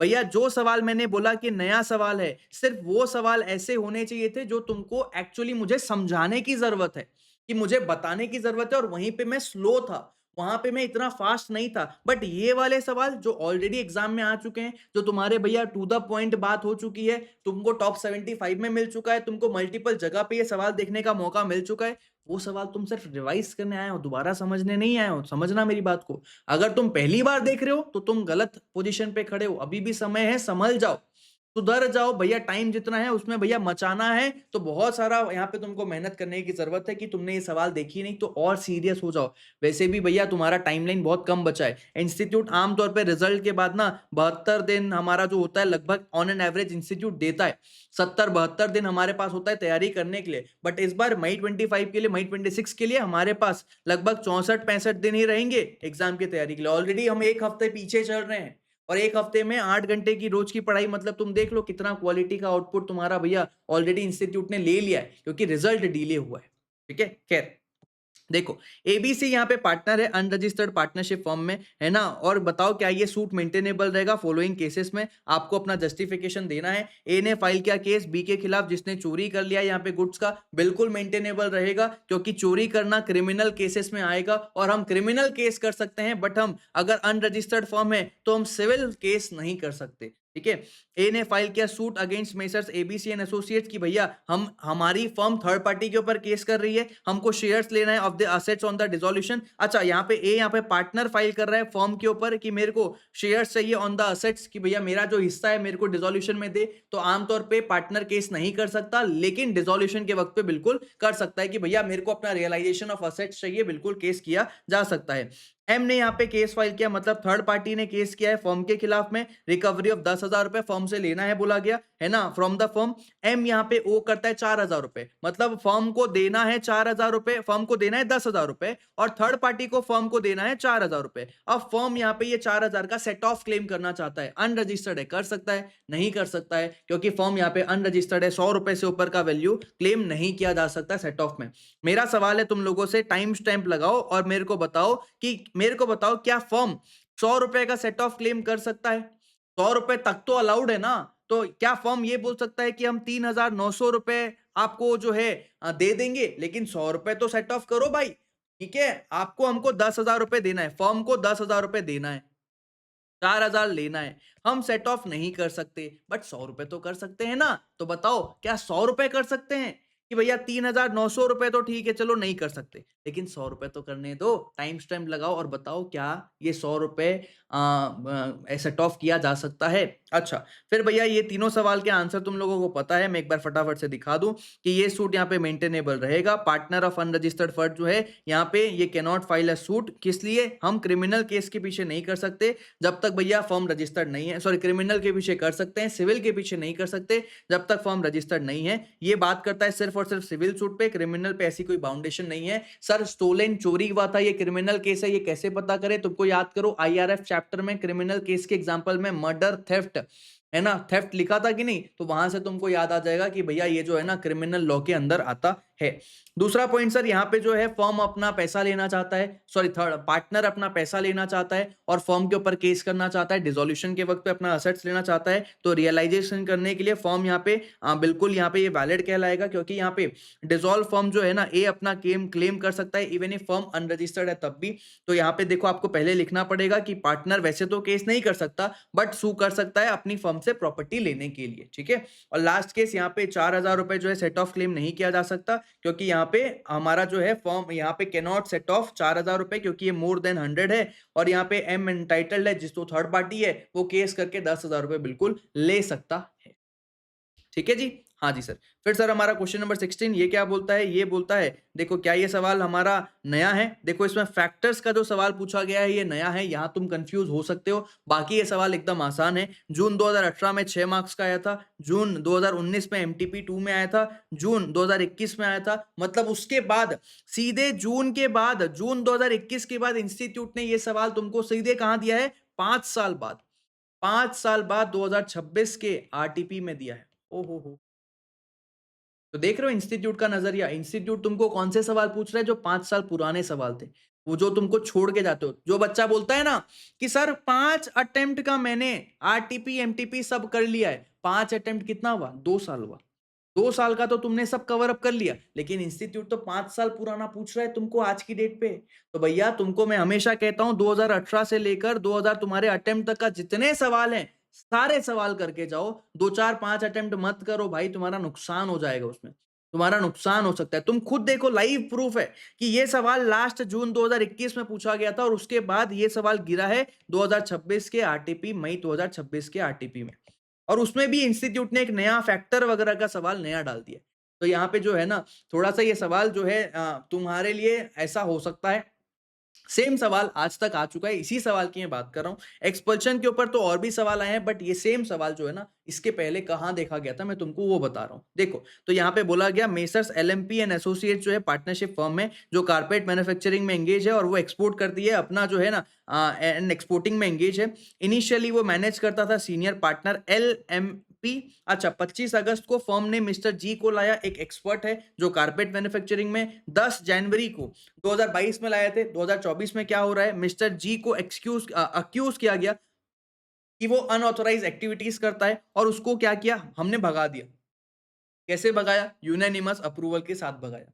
तो विथ रेफरेंस टू प्रोविजंस बताओ क्या ये एक्शन जस्टिफाइड है या नहीं। यहां तक तो इंस्टीट्यूट ने हमेशा पूछा, यहां तक तो तुम भी बना लोगे यूनानिमस कंसेंट है कि भैया वो उसने गलत हरकत की, पार्टनरशिप के इंटरेस्ट में था, तो हमने यहाँ पे भगा दिया। एक और सवाल देखो इंस्टीट्यूट क्या पूछ रहा है, बताओ कौन से फैक्टर्स हैं जो तुमको ध्यान में रखना है prior to expelling a partner. मतलब तुम जो आंसर ऊपर लिखने वाले हो, उसी आंसर को तुमको नीचे दोबारा पूछा गया है। फैक्टर्स बताओ कौन कौन से तुम ध्यान में रखोगे जब तुम एक पार्टनर को भगा रहे हो। तो ये सवाल पे कंफ्यूज मत होना, आंसर यहाँ पे रिपीट होगा, जो तुम ऊपर लिखोगे वही आंसर तुम्हारा नीचे होगा। एक बार फटाफट से समझ लेते हैं। तो देखो क्या बोला गया, एक्सपल्शन ऑफ पार्टनर के केस में यहाँ पार्टनर एक्सपल्स नहीं होता है जब तक majority of partner accept in case of good faith में या कॉन्ट्रैक्ट के तहत भगा रहे हैं उसको। गुड फेथ है मतलब इंटरेस्ट ऑफ पार्टनरशिप में नोटिस दिया गया, अपॉर्चुनिटी दी गई थी कि बता तेरे को क्यों ना भगाया जाए। अगर अदरवाइज एक्सपेल किया गया तो नल एंड वॉइड है। यहाँ पे पार्टनर ने जो उसको भगाया है बिल्कुल सही किया है, क्योंकि वो अनऑथोराइज हरकत कर रहा था। तो यहाँ पे यूनानिमस कंसेंट मतलब 100% अप्रूवल है, हमको तो मेजोरिटी चाहिए, बट यहाँ तो 100% है, पार्टनरशिप के भैया हित में है। तो यहाँ पे जो है बिल्कुल यहाँ पे ये वैलिड कहलाएगा। कौन कौन से फैक्टर्स हमको ध्यान में रखने हैं, तो यहाँ पे बोला गया कि पावर ऑफ एक्सपेल्शन कॉन्ट्रैक्ट में आना चाहिए, मेजोरिटी के तहत होना चाहिए, गुड फेथ में होना चाहिए। ये चीज आपको ऊपर भी मेंशन करनी है, नीचे भी आप मेंशन करोगे। ठीक है, डन है सर। फिर आप बताओ partnership at will, fixed period, particular partnership, general partnership. बहुत आसान है, तुम लोग देख लेना, है ना। एट विल दिसंबर 20 में आया था और फिक्स्ड पार्टनरशिप जून 2024 में आया था। पर्टिकुलर पार्टनरशिप आज तक नहीं आया है एग्जाम में। जनरल पार्टनरशिप नया सवाल इंस्टीट्यूट ने बना के दिया है कि जनरल पार्टनरशिप को एक्सप्लेन करो, अभी तक तो आया कहीं पे था नहीं। ठीक है, तो ये सारा तुमको पता है भैया, थ्योरी क्वेश्चन है, तुम लोग आराम से देख सकते हो। और ये देखो, एक्सप्लेन करो following features of LLP. LLP का फीचर बताओ कि एलएलपी एक आर्टिफिशियल लीगल पर्सन है। ये तो तुमको एग्जाम में भी आ चुका है, बट कॉमन सील का सवाल एग्जाम में एलएलपी का नहीं आया था, आरटीपी में आज इंस्टीट्यूट ने दे दिया। मैंने पहले ही बताया था कि आर्टिफिशियल लीगल पर्सन तो बहुत बार आ चुका है, देखो इतनी बार आ चुका है, बट कॉमन सील पे इंस्टीट्यूट ने कभी नहीं पूछा था। कॉमन सील ये पहली बार इंस्टीट्यूट ने एलएलपी के कॉमन सील पे सवाल पूछा है, और ये सवाल तुमको कहां देखने को मिला है, आरटीपी मई 2026 में। तो कॉमन सील का सवाल सर ये इंपॉर्टेंट भी क्यों है? कॉमन सील का सवाल इसलिए भी इंपॉर्टेंट है, fixed period, particular partnership, general partnership at will, सारे पॉइंट सेम है, कुछ यहाँ पे खास है नहीं, है ना। यहाँ आर्टिफिशियल लीगल पर्सन में भी कोई प्रॉब्लम नहीं है, ये कंपनीज एक्ट का जो कॉपी पेस्ट है, कपड़े पहना दिए हैं, सब कुछ कर सकता है जो एक आम आदमी करता है, एक्सेप्ट जेल नहीं भेज सकता, शादी नहीं कर सकता, मैरी नहीं कर सकता, लर्नेड प्रोफेशन वाला पॉइंट। फिर भैया ये बोला जा रहा है कि यहाँ पे जो है ये इनविजिबल है, इनटेंजिबल है, इमोर्टल है, लेकिन ये फिक्सटिशियस नहीं है, फेक नहीं है। ये सब तुमको यहाँ पे आर्टिफिशियल में लिखना है। कॉमन सील में ये बात ध्यान में रखना कि एलएलपी एक आर्टिफिशियल लीगल पर्सन है, ये एक्ट करेगा थ्रू पार्टनर्स और डेजिग्नेटेड पार्टनर्स। एलएलपी के पास कॉमन सील है, अगर वो डिसाइड करता है तो ये मैंडेटरी नहीं है एलएलपी के लिए कि उसके पास कॉमन सील हो, लेकिन ये बात ध्यान में रखना कि अगर उसके पास कॉमन सील है तो ये कस्टडी में रहेगा किसी रिस्पॉन्सिबल ऑफिशियल के, जो अफिक्स किया जाएगा in the presence of at least 2 designated partners of the LLP. तुमने कंपनीज एक्ट में पढ़ा है, कॉमन सील लोगे तो कॉमन सील से साइन कर दो, नहीं है तो भैया 2 डायरेक्टर या फिर 1 director and company secretary wherever company secretary appointed है, ये तुमने पढ़ा है। यहां पे क्या लिखा है, कॉमन सील है तो कॉमन सील से साइन करेगा एलएलपी, लेकिन कॉमन सील नहीं है तो कौन साइन करेगा, नहीं बताया है। देखो आंसर को ठीक से पढ़ो, बोलता है कॉमन सील अगर एलएलपी के पास नहीं है तो कौन साइन करेगा, ये बात नहीं बताई गई है। बोला गया है कि कॉमन सील है तो कॉमन सील ले लो, कॉमन सील लगा दो, ये मैंडेटरी नहीं है कि कॉमन सील हो। और अगर कॉमन सील होता है, अगर लेते हो, तो कस्टडी की बात हुई है कि किसके पास रखा जाएगा, वो किसी रिस्पॉन्सिबल ऑफिशियल के पास रहेगा। जब भी लगाओगे कैसे लगाओगे, जब भी अफिक्स किया जाएगा in presence of at least 2 DP, 2 designated partner मौजूद होंगे, उन्हीं के सामने अफिक्स किया जाएगा कॉमन सील को, ये बताया जा रहा है। बट ये नहीं बताया कि कॉमन सील नहीं है तो कौन साइन करेगा। तो यहाँ पे थोड़ा सा अलर्ट रहना, और यही चीज आपको एग्जाम में लिख के आनी है जो आपने यहाँ पे अभी पढ़ा है। ठीक है, कंपनीज एक्ट की बात करें तो सर ये वाला जो सवाल है, ये सैलोमैन वर्सेस सैलोमैन के एंड कंपनी के ऊपर आया है। सैलोमैन एंड कंपनी वाला जो सेपरेट लीगल एंटिटी का सवाल है, डायरेक्ट क्वेश्चन है। आज तक ये नेवर इन एग्जाम से, लास्ट ये जून 2023 में आया था, जून 2022 में आया था एमटीपी 1 एमटीपी 2 में सेपरेट लीगल एंटिटी का जो सवाल है। ये देखते हैं सर यहाँ पे क्या हो रहा है। मिस्टर रमेश जो है, रमेश सालूजा ने इनकॉर्पोरेट किया एक प्राइवेट लिमिटेड कंपनी अपने नाम से, Saluja and sons private limited. कौन कौन थे उसमें पार्टनर्स, मेंबर्स? उसमें खुद था, उसकी वाइफ थे, उसके बच्चे थे शेयर होल्डर। अब इसने क्या किया, लेदर बिजनेस को यहाँ पे ले लिया। वही Salomon versus Salomon and company का case as it is copy हो रहा है। सब्सिक्वेंटली कंपनी चलेगी लिक्विडेशन में। क्रेडिटर ने बोला कि कंपनी तो भैया फेकेड है, मतलब फेक है, और यहाँ पे मिस्टर सालूजा खुद ही काम कर रहे हैं। ऑन द बेसिस ऑफ ये आर्ग्यूमेंट कॉर्पोरेट विल को यहाँ पे लिफ्ट कर दिया गया। मिस्टर सालूजा को यहाँ पे पर्सनली लाइबल बनाओ, ये बोला जा रहा है ना, फॉर द कंपनी का डेट। ये आर्ग्यू कर रहा है कौन, क्रेडिटर, कि कॉर्पोरेट विल को हटाओ, मिस्टर सालूजा खुद ही काम कर रहा है, कंपनी बना के मिस्टर सालूजा को पर्सनली लाइबल बनाया जाएगा, ये बोल रहा है मिस्टर हमारा कौन, क्रेडिटर। अच्छा, फिर यहाँ पे with reference to relevant case law, case law आता है क्या सीए फाउंडेशन में? इंस्टीट्यूट साफ साफ पूछ ले रहा है। तो कुछ इंपॉर्टेंट केस स्टडीज जो हमेशा आपको याद रखने चाहिए, वो इंस्टीट्यूट देखो एग्जाम में साफ साफ पूछ रहा है, बोल रहा है कि विथ रेफरेंस टू, आप बताओ, with reference to relevant case law on lifting of corporate veil, examine करो क्या मिस्टर सालूजा को पर्सनली लाइबल बनाया जाएगा। The answer is no. हम तो यहाँ पे सैलोमैन का केस स्टडी देंगे और बताएंगे कि भैया लिफ्टिंग ऑफ कॉर्पोरेट विल होता है, लेकिन कुछ चुनिंदा केसेस में ही होता है। बट यहाँ पे कंपनी खुद एक सेपरेट लीगल एंटिटी है। सैलोमैन वर्सेस सैलोमैन एंड कंपनी में ये एस्टैब्लिश भी हुआ था। तो आप लिखोगे कंपनी जो है वो इनकॉर्पोरेट हो रही है, सेपरेट होती है अपने मेंबर से, और यही चीज बताई गई थी सैलोमैन वर्सेस सैलोमैन एंड कंपनी में, जहां पे कंपनी को आप एक एजेंट या ट्रस्टी के जैसा नहीं बना सकते हो। क्रेडिटर जो है ये प्रोसीड करेगा कंपनी के खिलाफ ही, किसी मेंबर के खिलाफ ये नहीं जा सकता अनलेस कॉर्पोरेट विल को उठा दिया जाए। कॉर्पोरेट विल को हटाएंगे तो भैया मेंबर के ऊपर आप केस कर सकते हो, बट कॉर्पोरेट विल को नहीं हटाए हो तो नहीं कर सकते। तो क्रेडिटर यहाँ पे जो है वो बोलता है Saluja and sons private limited के केस में, ये वापस से तुम्हारा यहाँ पे सम्मति हो गया। Applying the provision Salomon versus Salomon and company limited का केस अप्लाई करते हुए, कंपनी एक सेपरेट लीगल एंटिटी है, creditor can not make Saluja personally liable, है ना, क्यों, इवन इफ उसके पास सारे के सारे शेयर्स हो तब भी। ये जो है ये तभी होता है जब विल लिफ्ट होता है। विल यहाँ पे लिफ्ट नहीं होगा, लाइबिलिटी किसकी रहेगी, कंपनी की खुद की रहेगी। ठीक है, ये सारे पॉइंट्स आसान है, तुम बिल्कुल लिख के आ सकते हो। क्वेश्चन नंबर 20 देखते हैं। ये वाला सवाल जो है जून 2024 में 7 नंबर का आ चुका है, एमटीपी 1 में जैन 25 में आ चुका है, एमडीटीपी मतलब मॉडल टेस्ट पेपर 7 और 9 में आ चुका है। जून 2024 का एग्जाम का सवाल है, आसान सवाल है, कॉम्प्लिकेट करने की बस कोशिश की गई है। एक कंपनी है एबीसी लिमिटेड, 31 मार्च 2025 में उसके पास एक पेड अप कैपिटल था 1 लाख रुपए का, मतलब एबीसी का भैया 10,000 शेयर्स थे। ठीक है, जून 2025 में एबीसी ने एडिशनल 10,000 शेयर्स दिए जो फुल्ली सब्सक्राइब हो गया। मतलब सर आपको ध्यान रखना है एबीसी के पास 20,000 शेयर्स हैं। ठीक है भैया, अब 5,000 शेयर्स आउट ऑफ जो 10,000 शेयर्स जो एडिशनली इशू हुए, उसमें से 5,000 जो शेयर्स हैं वो किसने ले लिया, 5,000 शेयर्स इशू किए गए XYZ को। ठीक है, तो एबीसी के 20,000 शेयर्स में से XYZ के पास में कितने शेयर्स हो गए सर, 5,000 शेयर्स हो गए। कितना परसेंट हो गया, ये 25% हो गया। 25% 5,000 भैया डिवाइडेड बाय 20,000, तो 25% शेयर्स हमारे XYZ के पास है एबीसी का। ठीक है, ठीक है, डन है सर। अब XYZ क्या है, XYZ एक होल्डिंग कंपनी है PQR प्राइवेट लिमिटेड की, मतलब एबीसी, XYZ और PQR, तीन नाम आ गए यहाँ पे, है ना। XYZ होल्डिंग कंपनी है PQR की, कैसे, क्योंकि वो कंट्रोल करता है PQR के भैया बोर्ड ऑफ डायरेक्टर का कॉम्पोजिशन। ठीक है, सब्सिडरी बनाने के दो तरीके, जिसमें से एक तरीका ये भी था कि कंट्रोल कर रहे हैं हम composition of board of directors. ठीक है, अब PQR लिमिटेड ने क्लेम किया status of subsidiary of ABC limited as being subsidiary of its subsidiary. अब PQR क्या बोल रहा है, PQR बोलता है कि मैं सब्सिडरी हूं, XYZ तो होल्डिंग कंपनी है, PQR बोलता है मैं सब्सिडरी कंपनी हूं ABC का। ओहो हो, देखो यहाँ पे मैंने तुम्हारे लिए बना दिया है, सुनना बात को। देखो एबीसी के पास 10,000 इक्विटी शेयर्स थे, उसने 10,000 और इशू किया, 20,000 हो गया। अब ये जो 10,000 नए इशू हुए, इनमें से 5,000 XYZ ने ले लिया। XYZ होल्डिंग कंपनी है, कैसे? कंट्रोल के तहत PQR को वो होल्ड करती है, होल्डिंग कंपनी है। PQR बोलता है मैं सब्सिडरी हूं एबीसी का। अरे भाई तू सब्सिडरी एबीसी का कैसे हो गया? ये बोल रहा है मैं इनडायरेक्ट सब्सिडरी हूं। वाह, कि XYZ तो होल्ड करता है एबीसी में 5,000 शेयर्स, तो XYZ खुद एबीसी को होल्ड नहीं कर रहा है। XYZ और एबीसी में 25% का भैया रिलेशनशिप है, तो ये तो एसोसिएट कंपनी हुआ ना। एसोसिएट कंपनी में 20% चाहिए, याद है, और ये 25% है, तो ये तो एसोसिएट कंपनी का रिलेशनशिप हुआ। अब XYZ PQR की सब्सिडरी होल्डिंग है, मतलब PQR सब्सिडरी है XYZ का, ये तो समझ आता है। लेकिन PQR एबीसी से कोई रिलेशन रखता ही नहीं है, क्योंकि भैया ये दोनों का रिश्ता तो एसोसिएट का है। PQR कहां से सब्सिडरी बन जाएगा? एबीसी का। बस इसी चीज को आपको लिख के आना रहेगा।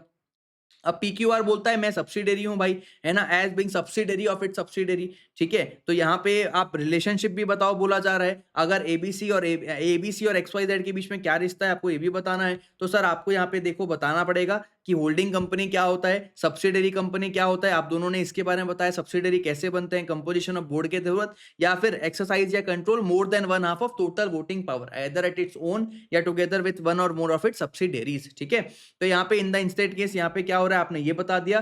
5,000 शेयर जो है XYZ लेता है, 25% कहलाएगा। तो भैया यहाँ पे 25% जो है it is not more than one half of the total voting power. More than one half चाहिए हमको, ये मोर देन वन हाफ नहीं बनता है, तो XYZ जो है cannot be considered a subsidiary. XYZ खुद एक सब्सिडरी नहीं बनेगा। XYZ जो है XYZ खुद एक सब्सिडरी नहीं बन रहा है एबीसी का, तो PQR कहां से सब्सिडरी बन जाएगा? एबीसी का। ठीक है, अच्छा सर, तो यहाँ पे फिर आपको लिखना रहेगा कि XYZ होल्डिंग है PQR का, वो कंट्रोल करता है। XYZ सब्सिडरी नहीं है एबीसी का, PQR भी सब्सिडरी नहीं रहेगा एबीसी का, तो XYZ और एबीसी के बीच में क्या रिश्ता है? एसोसिएट कंपनी का रिश्ता है। एसोसिएट कंपनी का आपने यहाँ पे डेफिनेशन लिख दिया, फिर रिलेशनशिप आपने बता दिया कि XYZ मोर देन 20% होल्ड करता है टोटल वोटिंग पावर का, तो XYZ और एबीसी के बीच में एसोसिएट कंपनी का रिश्ता है, लेकिन सब्सिडरी होल्डिंग का रिश्ता नहीं है।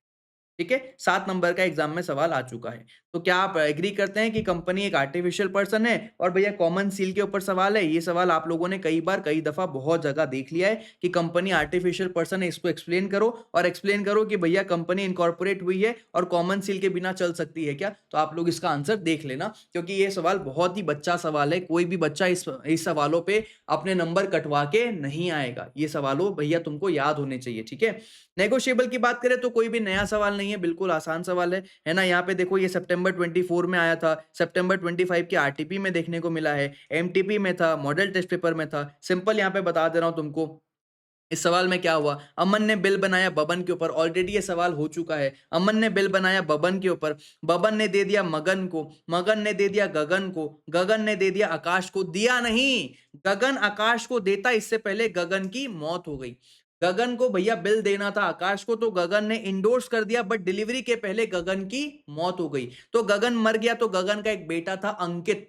अंकित कौन बना? Legal representative. अंकित अब वो भैया इंस्ट्रूमेंट डिलीवर करना चाहता है आकाश को। क्या लीगल रिप्रेजेंटेटिव डिलीवरी कर सकता है? क्या आकाश क्लेम कर सकता है? The answer is no sir. Legal representative जो है वो डिलीवरी नहीं कर सकता है। सवाल एक बार तुमको दिखा दूं फिर से एक बार। देखो, अमन ने बिल बनाया बबन के ऊपर, बबन ने एक्सेप्ट किया मैं पैसा दे दूंगा, है ना। मगन को पैसा देना था, मगन ने बिल दे दिया गगन को, गगन ने दे दिया आकाश को, आकाश ने भैया यहाँ पे गगन ने इंडोर्स कर दिया बिल को, आकाश को दे दूंगा अगले दिन, बट यहाँ पे डेथ हो गई गगन की। अब उसका बेटा है अंकित, उसने ये डिलीवरी कर दी आकाश को नेक्स्ट डे कि मेरे पापा की इच्छा थी भैया, डिजीज्ड फादर की इच्छा थी। अब उन्होंने एंडोर्समेंट कर दिया था, तो डिलीवरी तो करना ही था, तो मैंने डिलीवरी कर दिया। प्रेजेंट जब ये हुआ तो भैया बिल डिसऑनर हो गया, बबन ने पैसा देने से मना कर दिया। बताओ इंपॉर्टेंस ऑफ डिलीवरी क्या है?